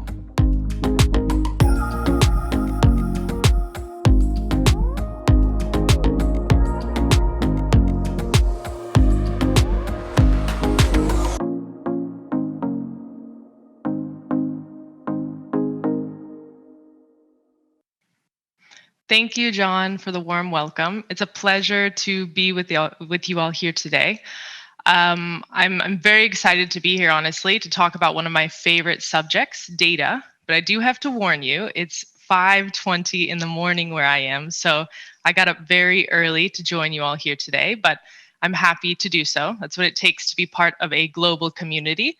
And as John was mentioning, I was living in Madrid. I recently relocated back to New York City, originally from North Carolina. And I have a big background in big data and data science, which is what I have come here to talk about today. So I was tasked with coming here to speak about my field of expertise, data science, but as it applies to the retail and the DIY sector. So I will begin by presenting my screen in just a moment. And I do hope you enjoy the talk today. If you weren't already convinced by the power of data, then I hope that by the end of today, you are. Over the last decade, we have accumulated unprecedented amounts of data from all corners of the world. And all industries have been affected. Retail is no exception. Indeed, retail has actually been pushed to the forefront. We're experiencing an accelerated transformation in order to satisfy these rapidly changing customer needs that are all sparked during the global pandemic. And I'm sure all of you have felt that. So we need to adapt to a data-driven world in order to deal with this better, especially from a corporate setting. Now, I have split today into 3 parts. I'm going to start with the data explosion, why data has become so integral to our lives, and also how it's used to power things like machine learning and artificial intelligence. Then I'm going to go into data à la mode. So how data science is already being used by DIY retailers to get ahead of the game. And then finally, the future of retail, where the proper use of data is what helps you differentiate from the competition today. So let's start with the data explosion. I wanted to set the stage well, make sure that we're all on the same page and that you understand the importance of data and the different terms that we reference in regards to data science. We're experiencing this data revolution. I've already mentioned it. We have more available data right at our fingertips, and it's more than we could have ever imagined. I'm sure you noticed as well in yesterday's talk, it was The Future of Home by Tim from Euromonitor, and you noticed a lot of mentions of things like connectivity, technology, and automation. Well, all of these sensors, they're all using sensors, and all of these sensors, they make the home smart, but at the same time, they collect data. And we can use this data to improve the smart home and also to improve the products, plus their features that are being used within the home. Let's take a quick step back first, though, and understand what has recently changed. What has changed so much for all of this to happen, for us to see such a strong digital transformation that's affecting both our personal and our professional lives? And of course, that's affecting our home and our office settings too. Over the last decade, we've seen an explosion of data, but why did this happen? Has the world really changed that much? Let's take a look. I'm going to show you some pictures, and we're going to compare the present to the past, and I want you to just think of what difference you are seeing. So to start off, let's say a typical day on the metro in China.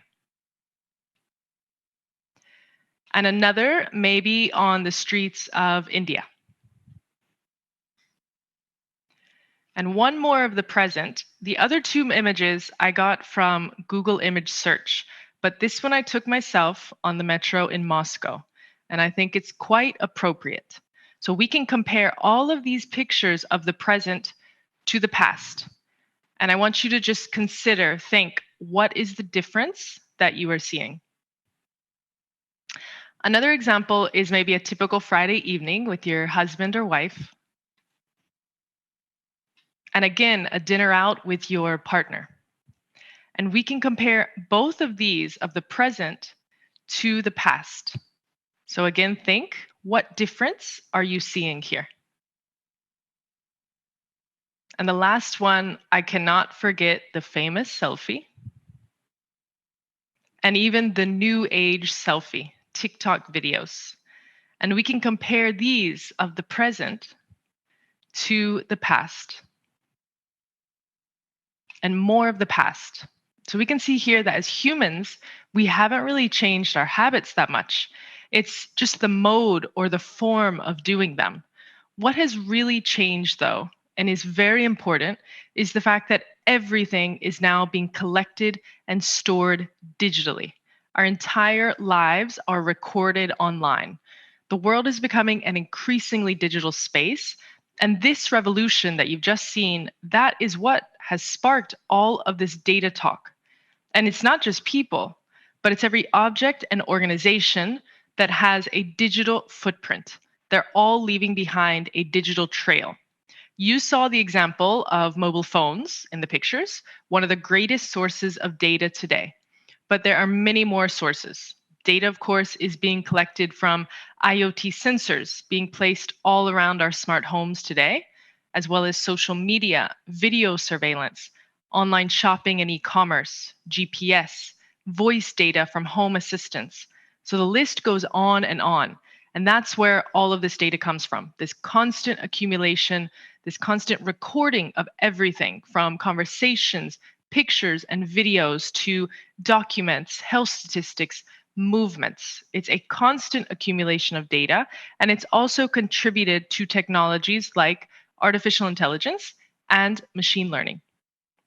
You've probably heard these buzzwords before, but I wanted to break down the barrier that may block you from understanding what each is and what's the difference between them. Always remember, though, that they all come down to data. They're powered by data. But if I had to describe the difference between them, data science is a broad discipline, like the sibling, the brother or sister of computer science. And it includes all parts of data operations: collecting, cleaning, storing, analyzing, visualizing. It's the science of making sense of all this data at hand and creating value from it. Analytics is another word that we use for it too. Now, data scientists can work on the next two terms, artificial intelligence and machine learning, but not necessarily, as the role has a broad scope. It could be any piece of the data operations journey. What is AI, artificial intelligence? AI is a mix of computer science and data science. It's a field dedicated to creating intelligent machines by giving them a combination of skills like vision, learning, speaking, and so on. There are certain human traits that are difficult to program into a computer. You can think of things like knowledge, common sense, reasoning, problem solving. As you can imagine, there remains a lot of debate in how to program this into computers properly, and even more so if they should have human feelings and an ethical code. And how do we design all of this? You hear AI referenced a lot in the smart home even, but in all cases, we are talking about a very narrow technology, a very narrow intelligence. It's technologies that specialize in something specific, whether that be the conversation through your home assistant or vision sensors that recognize objects. We are not talking about a full-on artificial intelligence because it doesn't quite exist yet. AI is made up of many different pieces: robotics, language, vision. And like I said, most AIs today, they specialize in a specific area, but they cannot master all of these pieces at once. We are at the very beginning of this AI journey. Arguably for me, though, the most important piece is machine learning. Machine learning is a subset of AI. It's the process by which machines improve their performance without explicit programming. Think of it that instead of feeding the computer rules to follow, we feed the computer data to extract patterns from and then build its own rules. Via machine learning, they learn to make accurate predictions, to discover patterns and meanings within the data, and very important, they get better over time as they're exposed to more and more data. So they continue this learning process. For you to understand the implications of machine learning taking off, I'm going to take it a bit more down to earth, and then we're going to jump into the retail side. I want you to think now of how babies learn. So imagine when you were born. You did not come into the world knowing anything. You had some natural instincts, but not much more knowledge of the world around you. You could not even recognize faces, or you couldn't tell the difference between a smile and a frown. But over time, over the first weeks and months, you were exposed to more and more faces, and you began to recognize these faces and their features. And as you're exposed to more faces, you also start to recognize smiles and frowns, and you even start to associate them with their emotions. No one really taught you this, though. You learned by collecting data, your sensory input from your surroundings, and eventually recognizing patterns in it, and almost like unconsciously assigning labels to the data in your head. This is what we're trying to get machines to do. We feed them the data and we let them find, recognize their own patterns. Then we test their conclusions to see if they make sense and possibly what we can learn from the results. What does all of this have to do with retail? What are retailers currently doing with their data? Now, like I mentioned earlier, data science has creeped into every industry. More and more companies have entire teams or departments dedicated to analytics. Data science has even filtered into the C-suite with the rise of CTOs, Chief Technology Officers, and CDOs, Chief Data Officers. And companies are doing this because they see results. When you invest in this, it can pay off down the line. And whether that be through operations, logistics, increased sales, and so on, it makes a difference. If we look at this report, which quantified AI use cases in retail globally, you will see the most common cases being in customer care, quality control, and inventory management. Now, this was followed by less cases, but still a significant amount in personalization, pricing, and fraud detection. So you can see it here being used in a wide range of applications that affect very different departments. And many times, these applications in retail are not run 100% in-house. Leave retailers to do what they do best while partnering with data specialists to really get the most out of your data. More often than not, retailers are partnering with companies like these to satisfy their data needs. You see big names here as well as more upcoming ones like DataRobot and Snowflake. Partnerships here, they could be simply for the storage of data, and then the retailers take it from there with their analytics teams, or it can be much more. Management of the CRM, deployment of machine learning models, even powering their e-commerce. What is being done with all of these advancements, though? Today, I wanted to highlight a couple of use cases that I've seen in your industry. And the first one I wanted to highlight is the success of the Home Depot. The Home Depot, they keep over 50,000 items stocked in stores across 2,000 plus locations. So quick quality data is what allows them to manage all of this, to minimize replenishment time, to monitor stock and sales, and so on. Now, the Home Depot originally had an on-premises data warehouse. In other words, they were managing their data in-house. And this worked for some time, but the systems were under stress and capabilities plus scale were really lacking. Their analytics teams were exploring increasingly complex applications, and the system that they had just wasn't ready for them.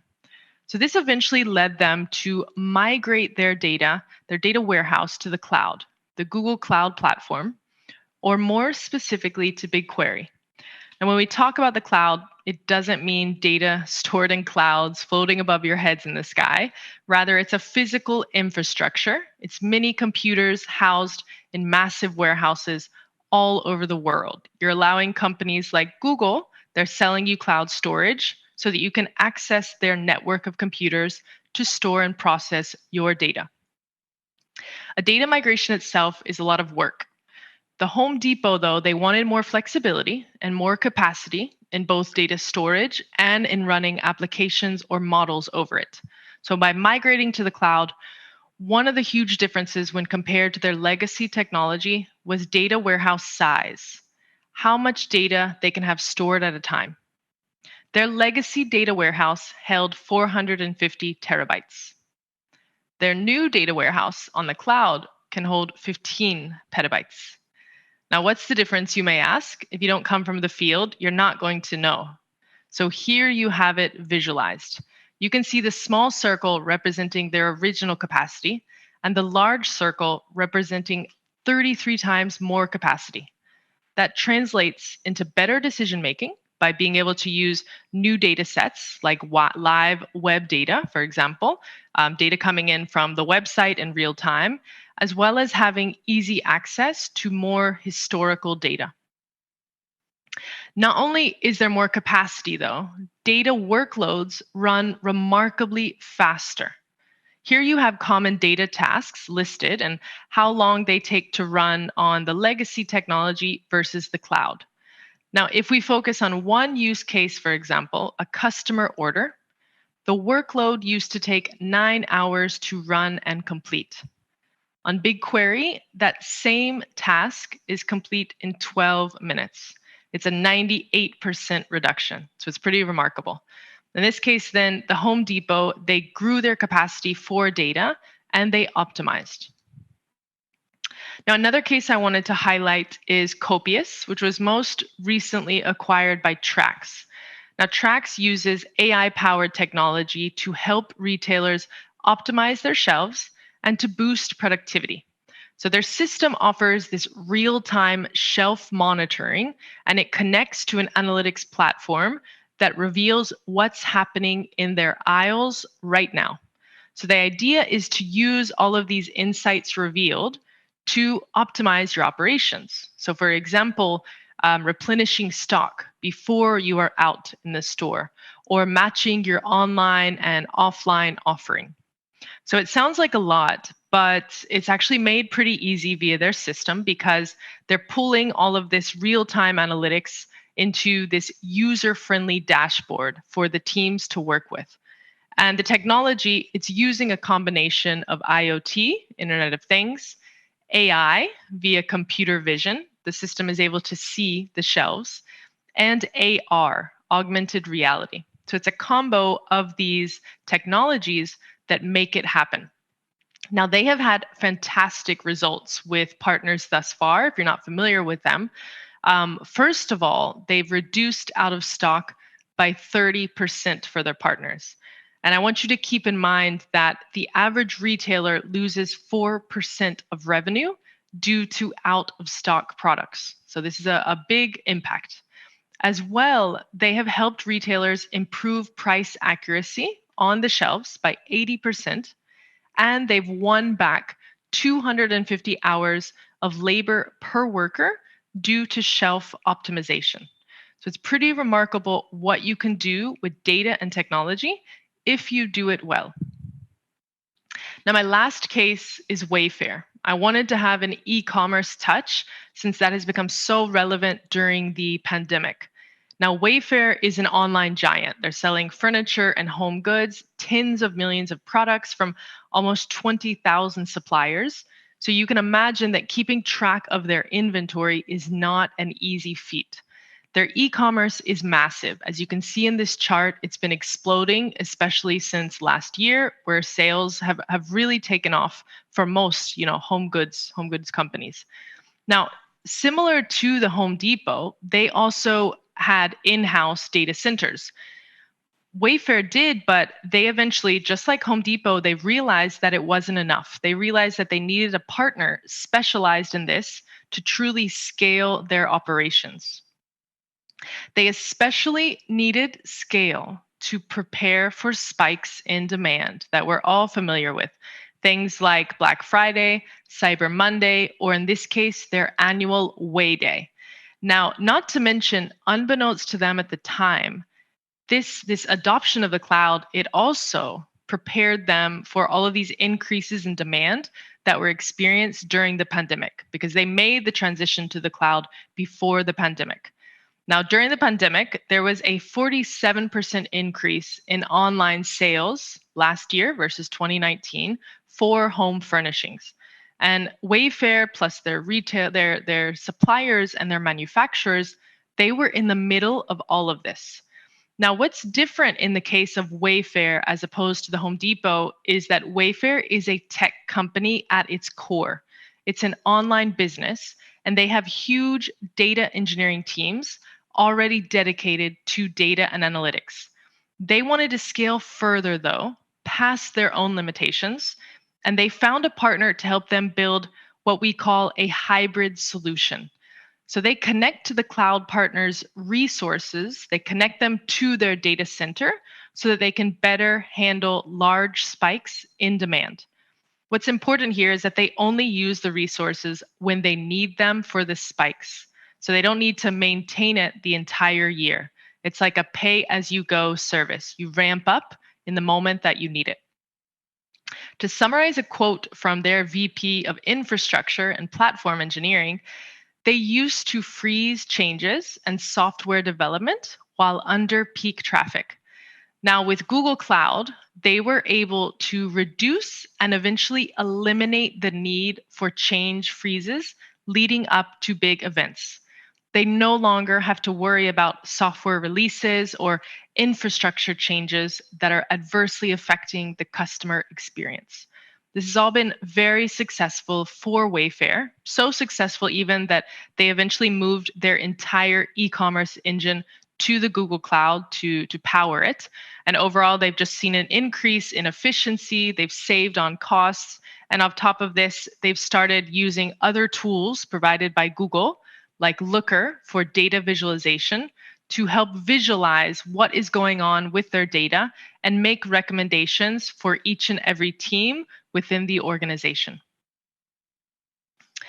Now, finally, I ask myself, what does all of this mean for the future of retail? How can you make sure to use data as a differentiator to stand out from the crowd? Now, there's 3 areas. I would say customer experience, O2O, and upstream activities. The future of customer experience, you heard a wonderful talk on this yesterday, actually, with Ken. Fabulous job, by the way, Ken. So the future of CX from a data lens, first of all, the customer expects more. Demands are very high. Customers are pickier than ever, and they want a seamless experience from the buying journey all the way to their home. And we cannot forget the importance of voice in all of this, especially the importance of voice in the smart home. Customers are feeling closer to these objects in the house, talking to them like a friend. And voice is a piece of AI. It's using technologies like natural language processing and speech to text. Now, we expect this technology to improve in the coming years and to get much better at understanding each household needs and correctly respond to them or even predict what they're going to be asking for next. So we can expect voice to get better and also to be connected through more rooms in the house and help us perform more and more tasks. Another part of the customer experience for me is in finding ways to ease the customer journey by predicting what comes next. Recommendation engines, powered by data, of course, they're already here and they're going to be a big part of the future. If you don't already have one with your e-commerce offering, then you should. Recommendation engines, these are built by data science teams to group users into clusters based on their behaviors, and then they make very personalized recommendations to each user, comparing them to similar ones. So what data capabilities now have given us is the ability to scale this very large while keeping it personalized at the customer level. And the data speaks for itself. 35% of revenue at Amazon comes from their recommendation engine, and 80% of views on Netflix come from their recommendation engine. Now, lastly, here is price. Being able to pull in more data than before and from different sources. Internal sources, but also external ones, market factors. By analyzing all this data, it can help you build prediction models to find the perfect price point. This can help you better define your pricing strategy and to shape offers and deals, especially in peaks of the moment, of the year, Black Friday, Cyber Monday, and so on. So I think we're going to see more variable and more personalized pricing in the future using data to power it. Now, for the future of O2O, online to offline, offline to online, a lot of what I'll talk about here also connects back to customer experience. Now, we've probably all noticed stores are tending to get smaller in the era of e-commerce, so your presence online is vital. Customers want an enjoyable and an easy online experience. And one way that we can ease the online buying process is through assistance. So we have chatbots online becoming more human-like and more helpful, but we also don't want to completely lose the human touch. We may see more virtual consultations, either with a customer service rep helping you interior design from afar, or simulated customer service reps. So simulated ones, not real ones, that go beyond just voice and have a simulated person talking to you. Something like this. I'm going to play an example. Hi, Global DIY Summit attendees. Through AI technology, we can seamlessly connect the offline to online world. This is indeed the future. Hopefully you could hear that okay. But we're probably going to see more of these simulations, more of this virtual and augmented reality. which leads to my next point. It's virtual reality. It's going to be a big thing of the future, as well as augmented reality. The difference here, if you didn't know, so virtual reality is completely virtual and simulated. It replaces your reality. Whereas augmented reality is connected to the real world. It adds to your reality. You can think of applications like Pokemon Go, if you remember that trend a few years ago, or the augmented filters that you see on applications like Snapchat or TikTok. These technologies, in the end, they are augmenting reality with digital data, data in the form of text, pictures, videos, and so on. And we will see more of this in the online and offline experience, especially in the home and DIY, allowing users to visualize possibilities in their home before they buy them. Now, I've already seen early applications that do this, but I see it becoming more commonplace as retailers offer their own solutions for this that allow users to design their home, for example, within the website while picking and choosing the retailer's products, or from the brick and mortar store, but connected to their home virtually. Now, another part of O2O, the last one here, is connecting all of the pieces of this ever more complicated customer journey. It's from, starting from awareness to consideration and action. Understanding this customer journey is vital for your marketing team and ultimately your sales. And the only way to do this is by analyzing all of your customer data. Tools like Google Analytics help you track online behavior and even connect to the offline world. And you can optimize the funnel for that moment of final purchase to bring people to the moment of purchase. The future, though, is going to see this customer journey becoming more complex with lots of stop points along the way and even more choices. So I recommend you're going to need expert data capabilities to define adequate marketing or go-to-market strategies to really understand what's going on along the way. Now, the last piece is the future of upstream activities. How is data used in actions performed further away from the customer-facing side? And this can apply as well, very much so, not just to retailers, but to suppliers and manufacturers too. The supply chain, first of all.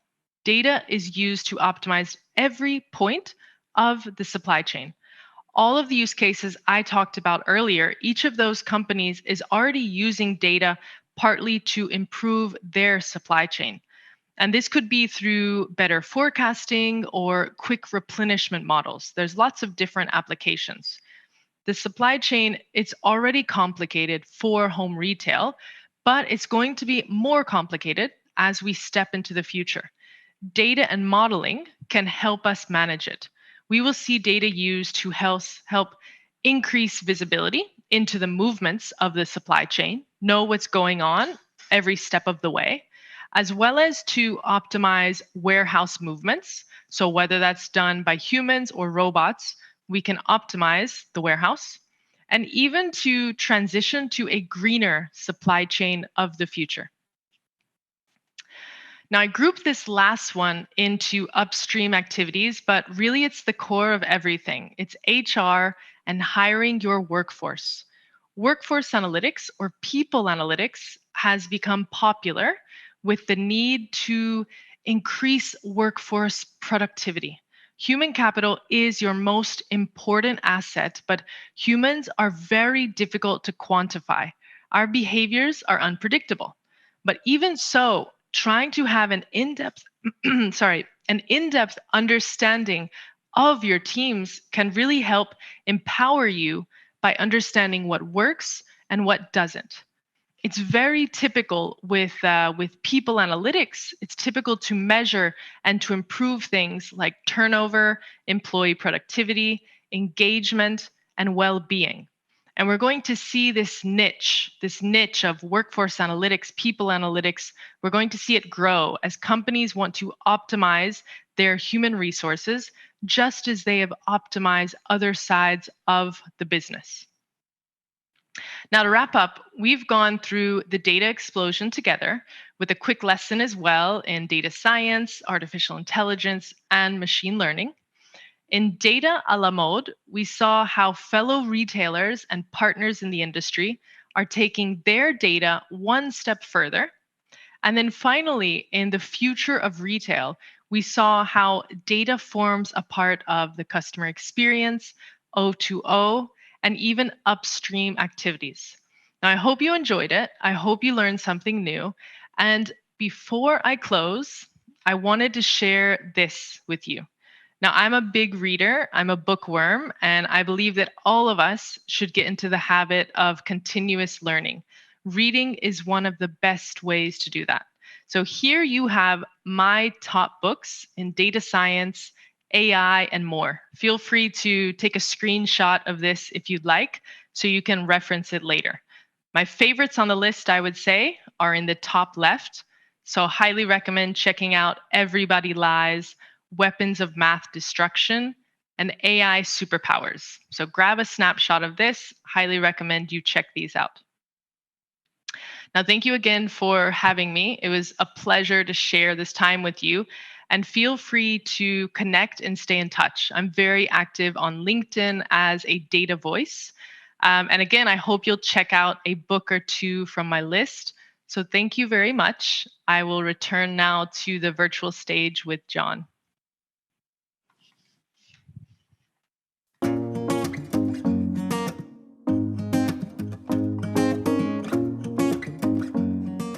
And now, break. Well, thank you very much indeed, Christina, for this excellent presentation and how important data is going to become. That was a really splendid session that we had with you.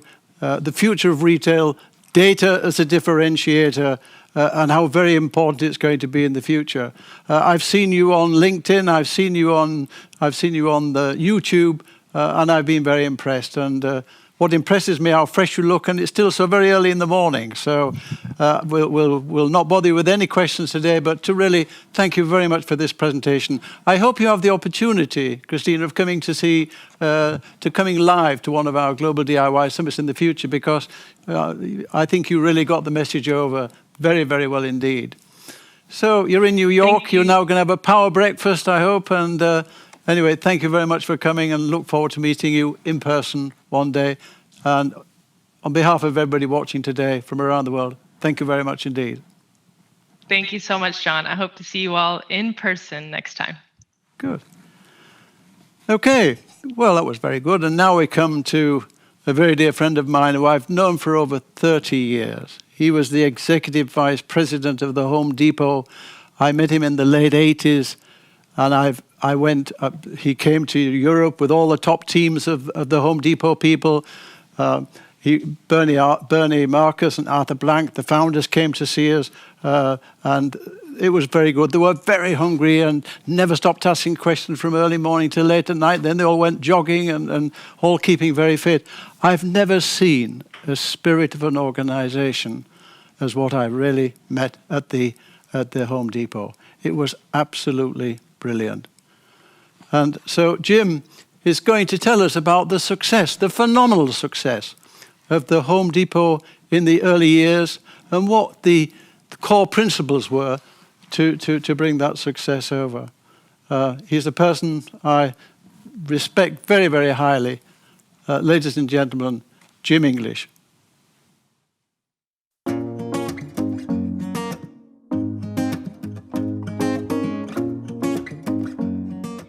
And now, Breakthrough Retailing with Jim Inglis, ex-Executive Vice President, The Home Depot, President, Inglis Retailing.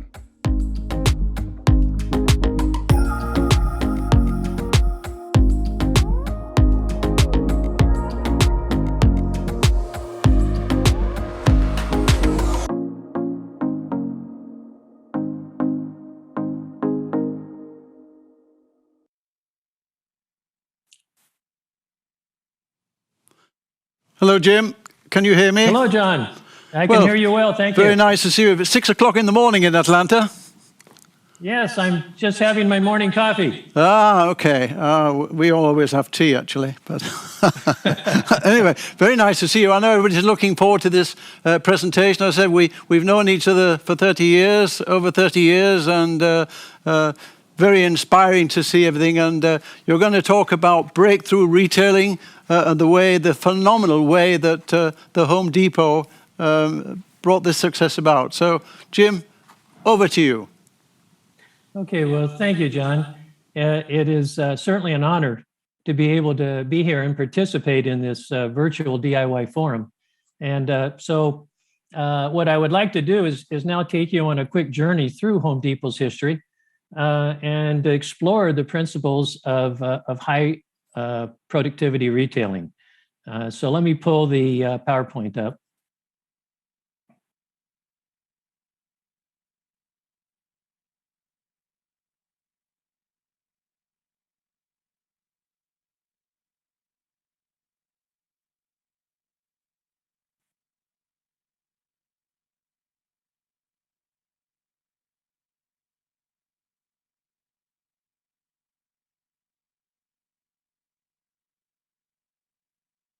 I don't know what happened to it. Hold on.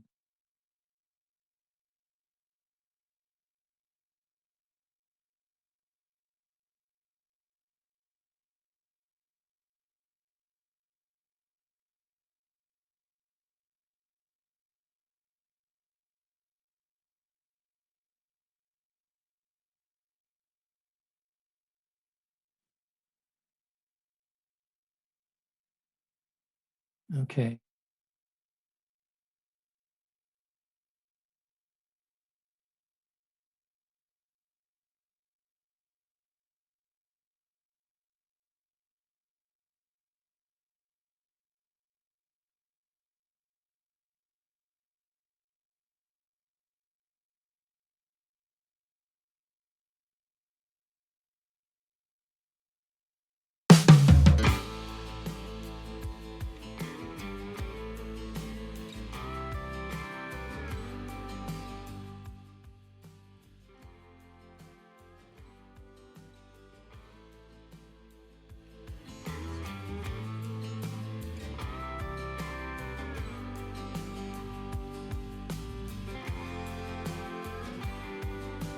Time is so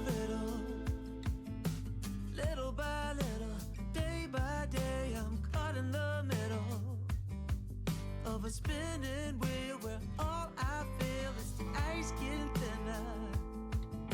Step by step, day by day, I'm fighting a winner. Pushed around, I'm nowhere bound, no solid.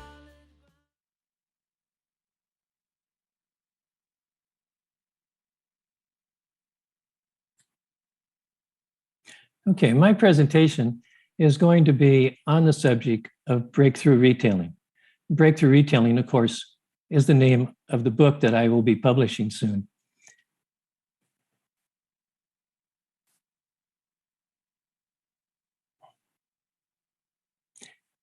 The purpose of my book was to show how a bleeding orange culture changes everything. At Home Depot, we were very proud to wear our orange aprons, and we often said that if you were to cut us, we would actually bleed orange blood. And that was a way of expressing our feeling about our culture, which we called a bleeding orange culture. And of course, culture is everything. Culture determines a company's response to change. Peter Drucker said that change is a norm. Unless an organization sees that its task is to lead change, that organization will not survive. And so the culture is very critical to stay on the front cutting edge of change. And of course, in today's world, the retail disruptors are the agents of change. And we know that that's often referred to, Amazon is often referred to as a disruptor in the marketplace because they are changing the distribution of products. Well, if you go back to the 1980s, you would find that Home Depot was considered a disruptor because Home Depot was, in fact, changing the distribution of products. The first full year of Home Depot's business was in 1980. Prior to 1980, there were 32 regional home center chains in the United States. As Home Depot entered each of their markets, each and every one of these companies went out of business. Some of these companies attempted to open big box stores to compete with Home Depot. And so for a while, the market had changed from 32 traditional home centers to 12 big box home centers. But 9 of those big box home centers ultimately went out of business because you can build a big store, you can fill it with product, but you have to have that secret elixir that makes the business successful. Today, there are 3 big box stores remaining in the United States, but Home Depot still is by far the dominant player. And as you can see, based on last year's sales, they still command close to 60% of that total big box home center business. So what is the secret to Home Depot's success? Is it store size? Is it product mix? Is it promotion? Is it pricing? Well, all of those are good assumptions, and they're all part of putting a business plan together. But the reality is that the secret sauce of the Home Depot was its servant leadership, which created a bleeding orange culture. Bleeding orange culture was a culture of delegation and decentralization that was pushing decisions down and out through the company. In order to do this, you had to empower the folks at each level of the company, and they in turn had to accept ownership. They had to buy into a mission-directed culture that was based on customer service. When you push decisions down and out, and then you give authority to the associates to make decisions, it's important that you have an educational program that not only teaches them how to run the business, but explains the why of the business, because by understanding the why, they in turn can make good decisions. And of course, with success must come rewards. And part of the bleeding orange culture was that most of all of the management, from the senior level down to the store level, had ownership in the company and knew that there would be a monetary reward. But more important than the monetary reward was the emotional reward of being part of something bigger than yourself. People don't just work for money. They work to be part of something meaningful. And so the key to the culture is to celebrate success. And you do this by creating stories. And it's the job of management to tell those stories and to repeat those stories until they become part of the fabric of the company. So servant leadership creates a great culture that creates great people. Kevin Hancock is the CEO of a builder merchant yard here in the United States, and he says it better than I when he says great people are everywhere. What separates them is the culture in which these people are operating. So servant leadership exhibits values and behavior that creates a culture that is mission-driven, which creates extraordinary performance by ordinary people. This is the Home Depot headquarters here in Atlanta, and you can see on the front of their building, the sign says Store Support Center. And you can see that this is a company that is store-focused with a customer-centric mission. The guiding star is delighting the customer. Delighting the customer entails a culture that abhors the idea of customers standing in a competitor's store. The winning mantra has to be, we will give the customer no reason to ever shop elsewhere for home improvement products. So a customer-centric culture leads to developing customer-centric principles that can result in high productivity retailing. And what I would like to do is go through 10 of those high productivity retailing principles. Principle 1 is that merchandising is an art embracing change. Great merchants will exhibit an innate empathy for the customer's needs and desires. They will have a why not attitude toward ideas, and they will have a sense of urgency in getting those ideas to the marketplace.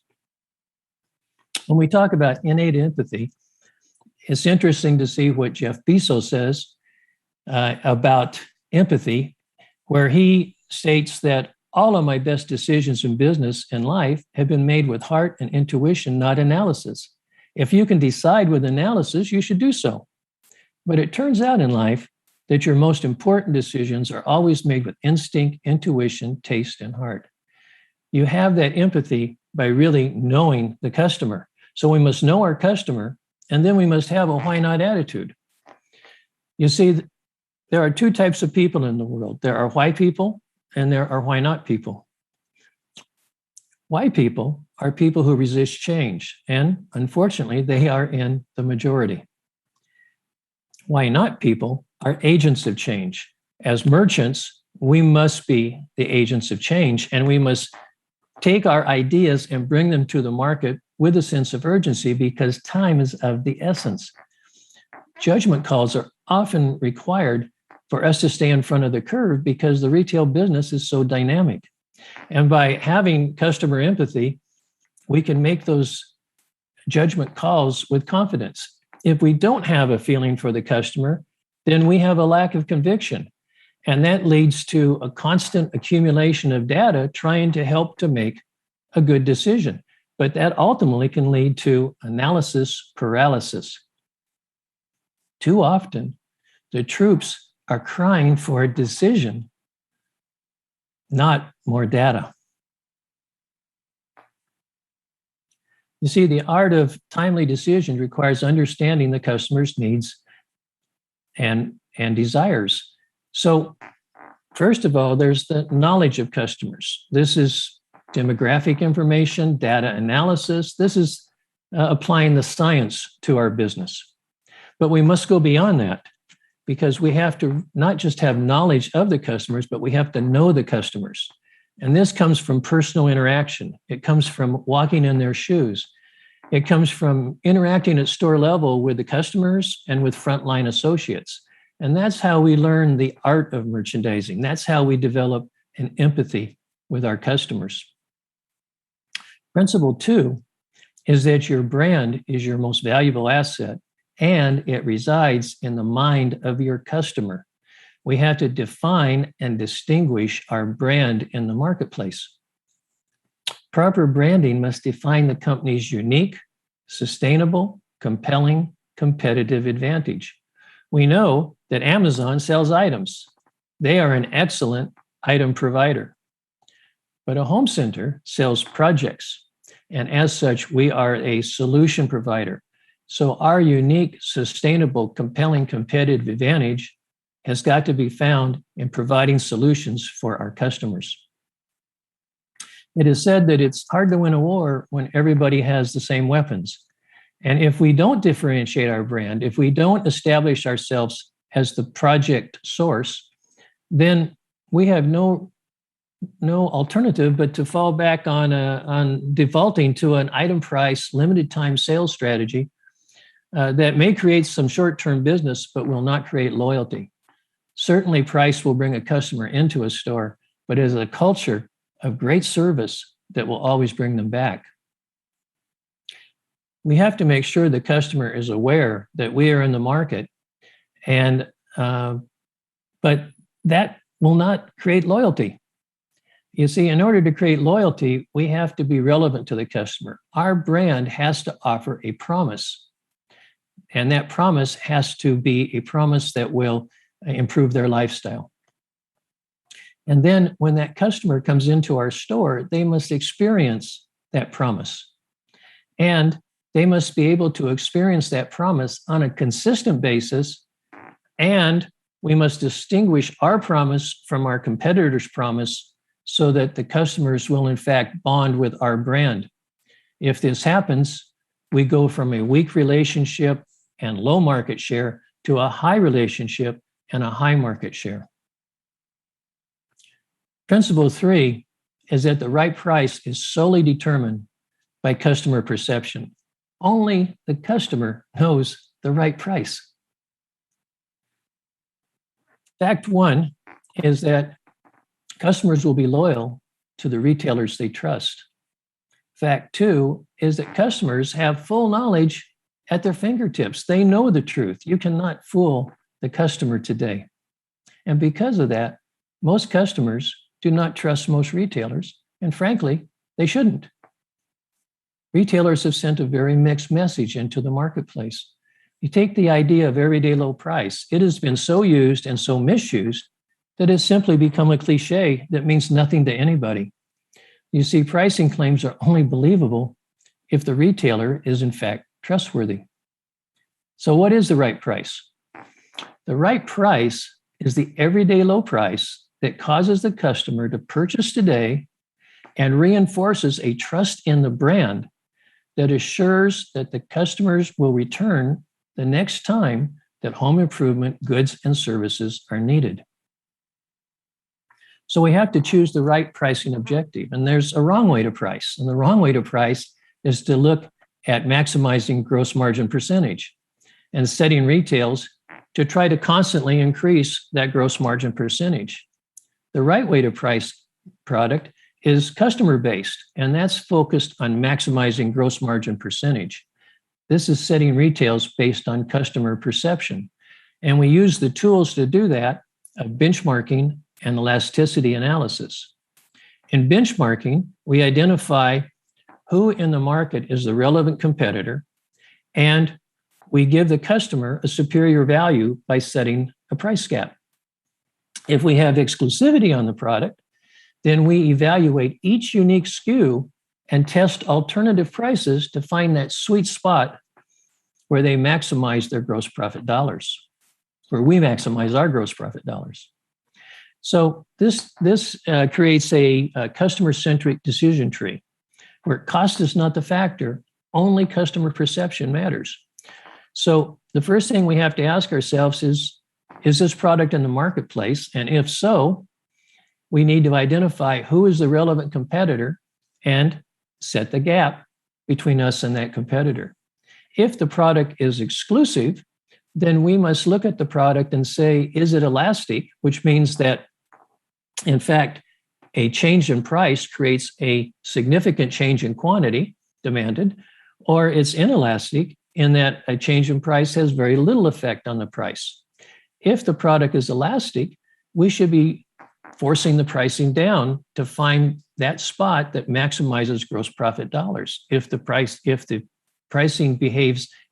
demand behaves in an inelastic manner, then we should experiment with increasing price to find that point where we maximize our gross profit dollars. The right retail price, you see, has nothing to do with cost. It must be entirely set by customer perception. Principle 5 is that everyday low price demands everyday low cost. We must have the confidence that we can go into any competitive situation and win. And of course, smart business demands that we constantly look for ways to drive down our overall cost of doing business to increase our return on investment. So when it comes to products, our goal should be to source our products on a worldwide basis to find the very best suppliers and to eliminate the middleman in that process and always buy at first cost from that prime source. Once we have obtained that first cost, then we need to control the logistic variables to obtain the lowest landed cost to our stores and our customers. And we must control 3 variables in logistics. One is the freight. We must control 100% of the freight cost, drive down that cost through full truck shipping and reducing the cube of the product. The second factor is labor, and this requires that we lower our DC overhead by having the right specialized facilities and the right technology to drive that enterprise. And finally, in terms of capital, working capital, we need to have the system to have a constant flow of product as opposed to the feast and famine that is so often involved with import purchasing.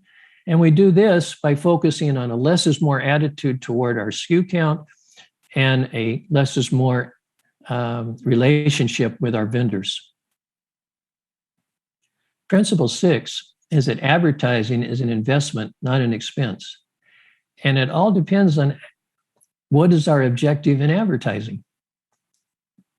If we think that we must advertise this week in order to get traffic this weekend, then we're thinking of advertising as an expense.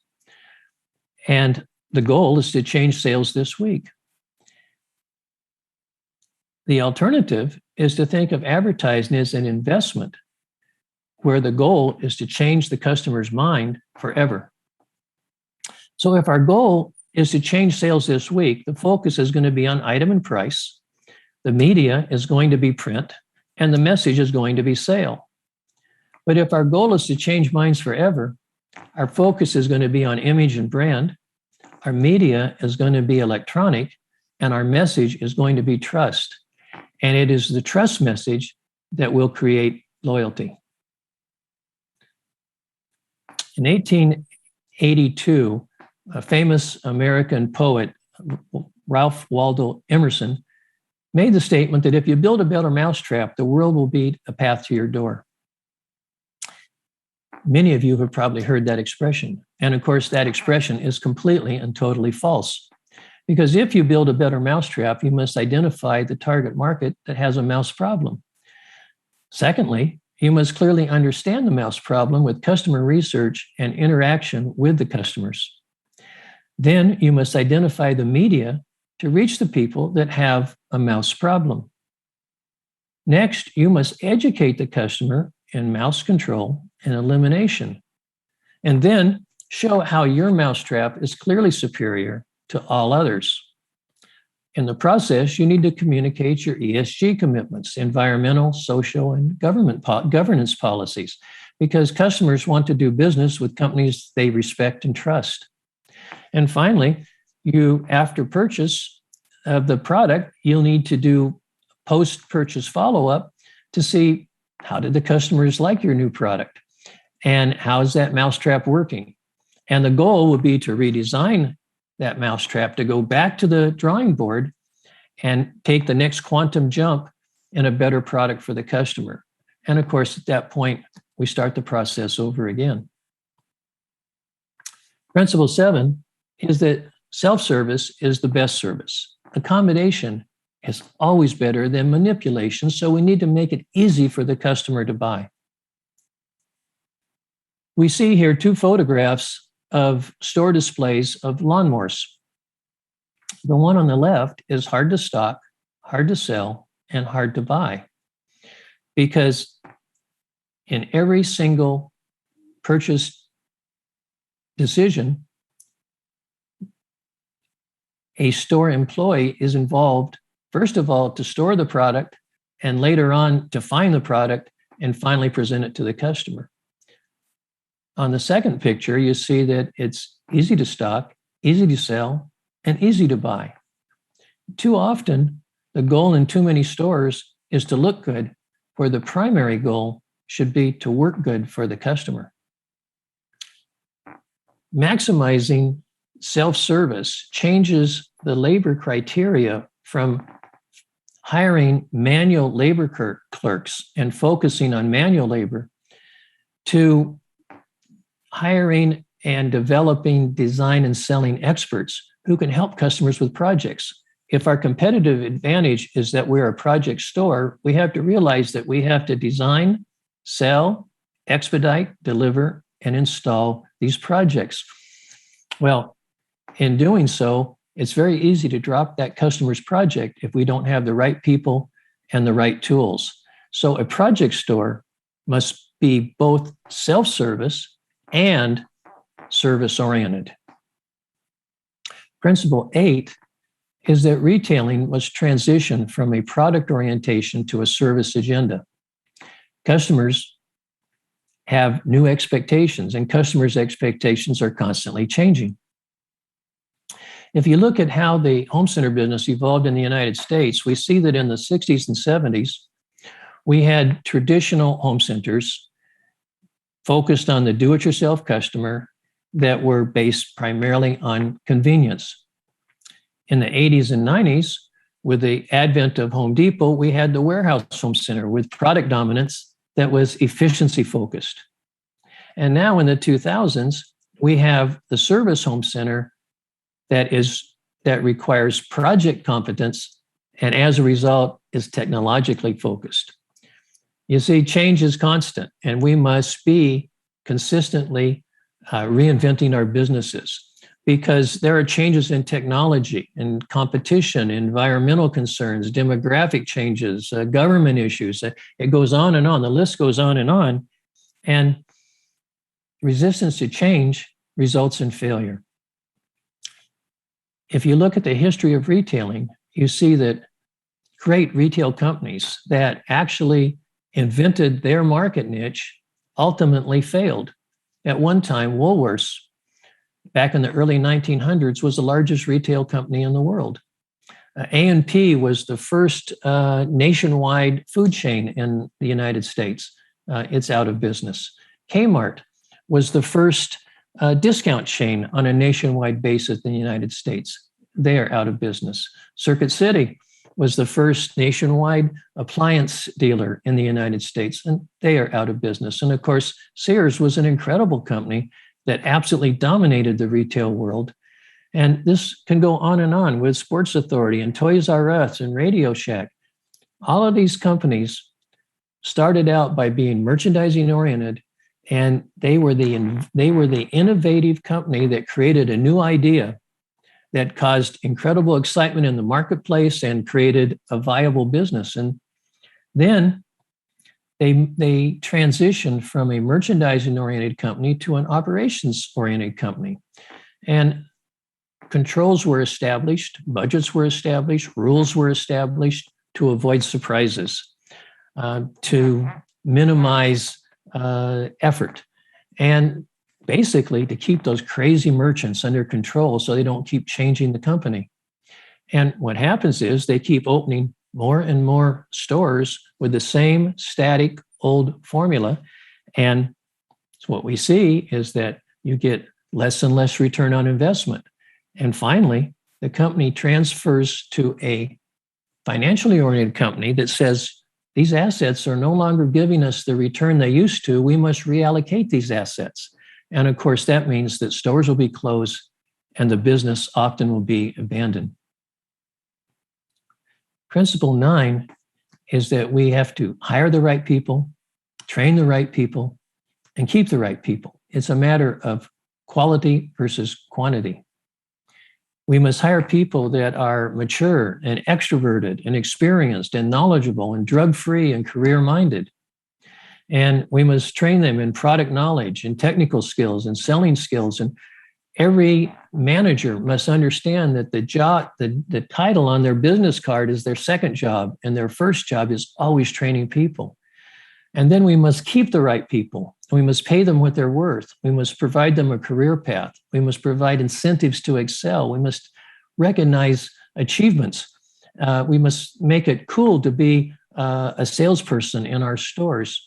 And you see, by keeping the right people, we can then make that investment in hiring those right people and in training those right people, because we know we're making an investment in customer satisfaction.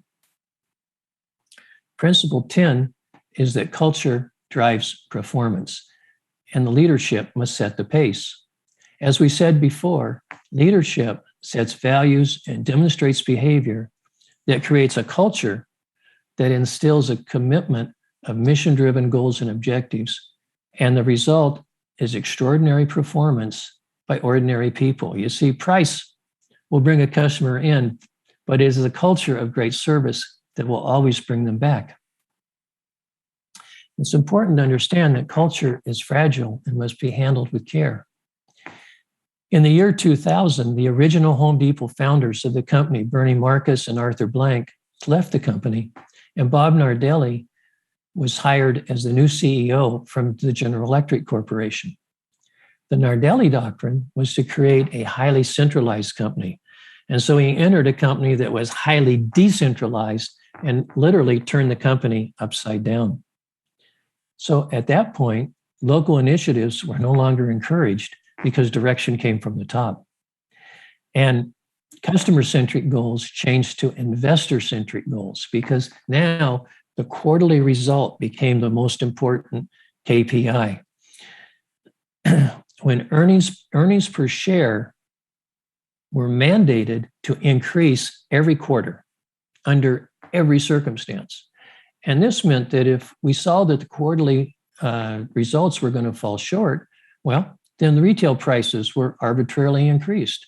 The higher paid sales store associates were eliminated.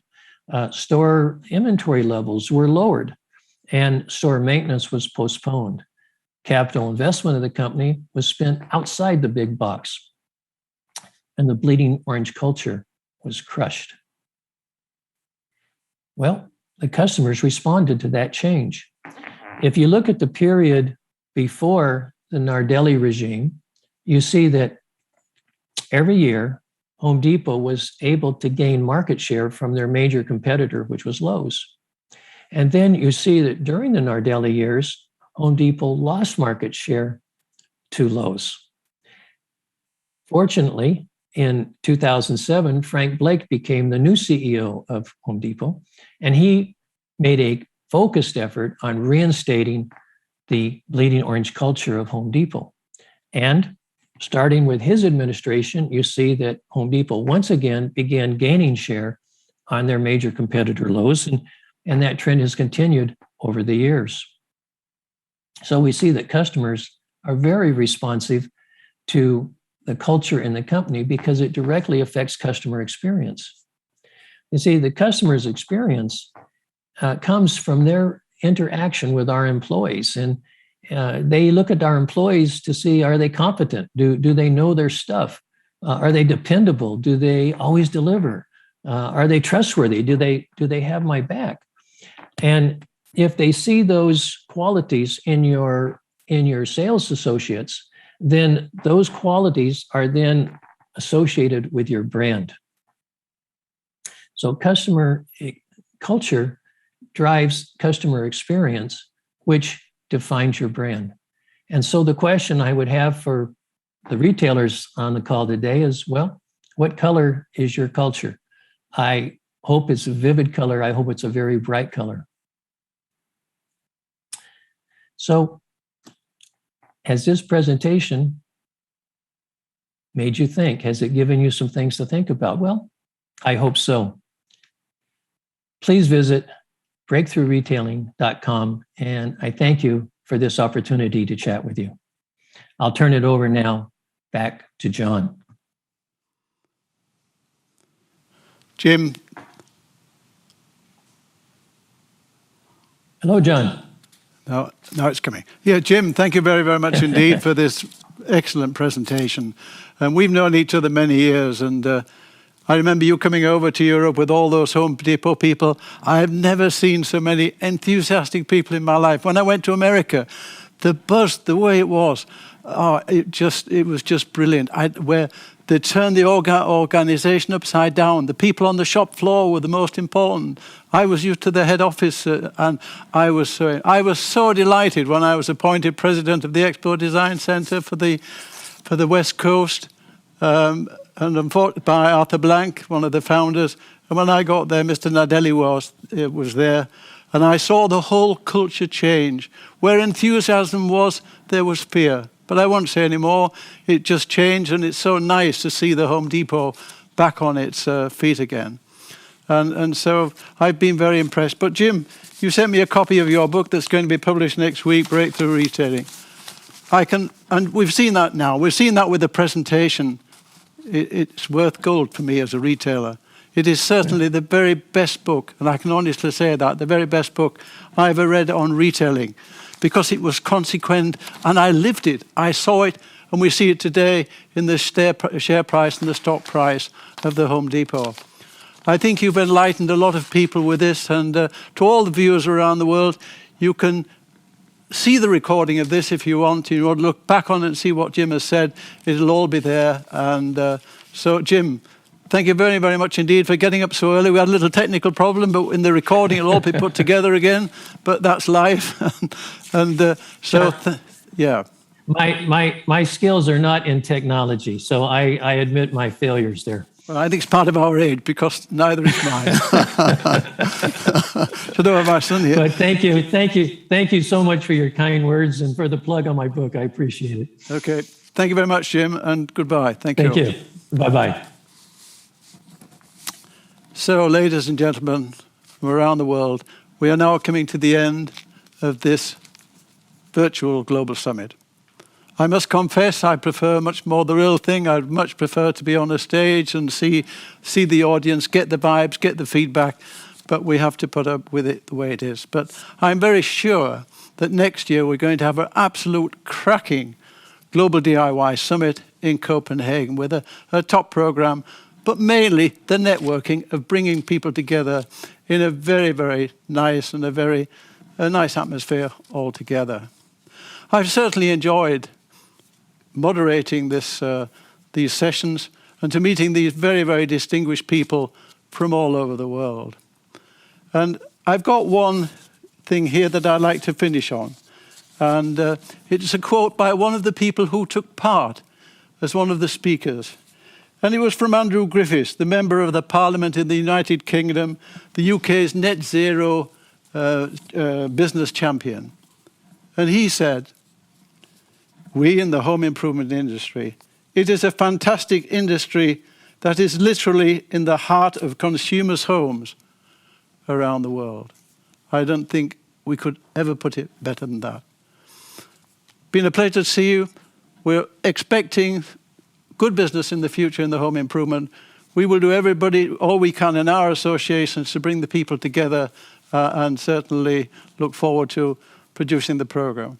I'd like to thank all the team here who has put this together in Zero Punkt, the studios here, and also to our general manager, Iñaki Malad, who is really the creator, the genius who puts this program together. So on behalf of all the team, thank you very much for following us today, and we really look forward to seeing you next year in person in Copenhagen. Thank you very much indeed.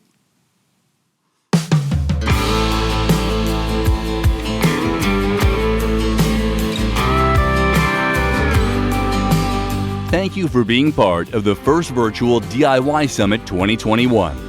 See you next year in Copenhagen.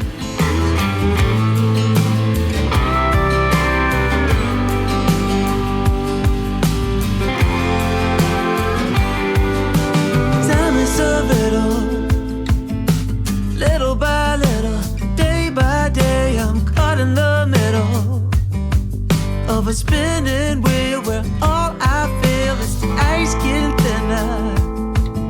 Step by step, day by day, I'm fighting a winner. Pushed around, I'm nowhere bound, no solid ground. How can I get back? How can I be strong? And all I do comes out wrong. I wanna be a saint, but I ain't. I'm far from. I wanna be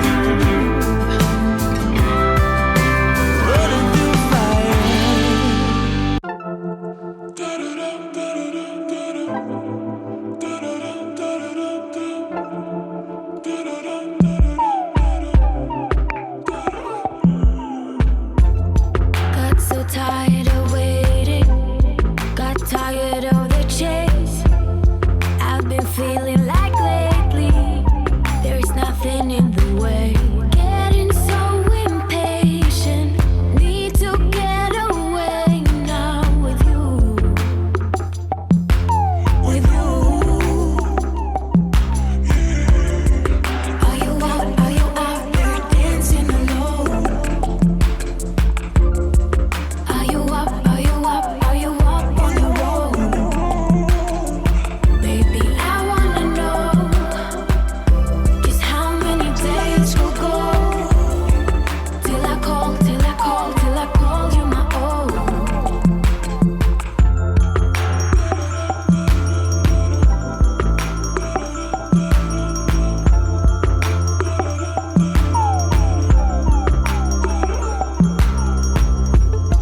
You look good in the sunshine, you look good in the rain, and I know once that you're mine, we'll have nothing to change. Getting so impatient, need to get away now with you.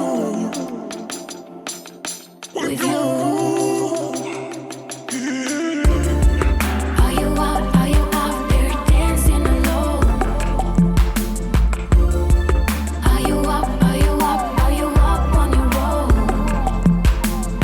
Baby, I wanna know just how many days will go till I call you my own.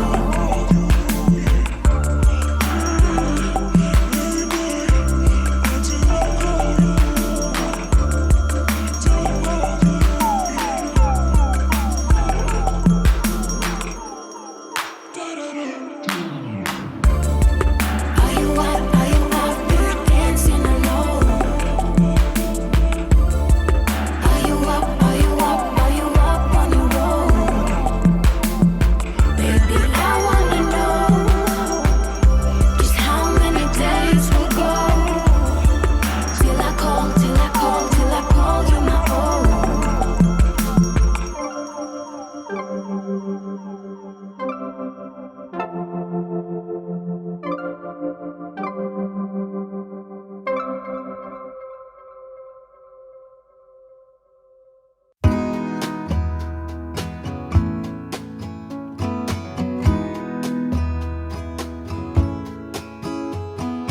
Feathers in my hair and braids around my waist. I'm almost a bird. These mountain views and pink sunsets got me shedding skin. Ooh, ah. Ooh, ah. We all strive to be more. We all long for viva la vida. Around the corner I'll meet ya, a bit lighter and freer. I'm so happy to see ya.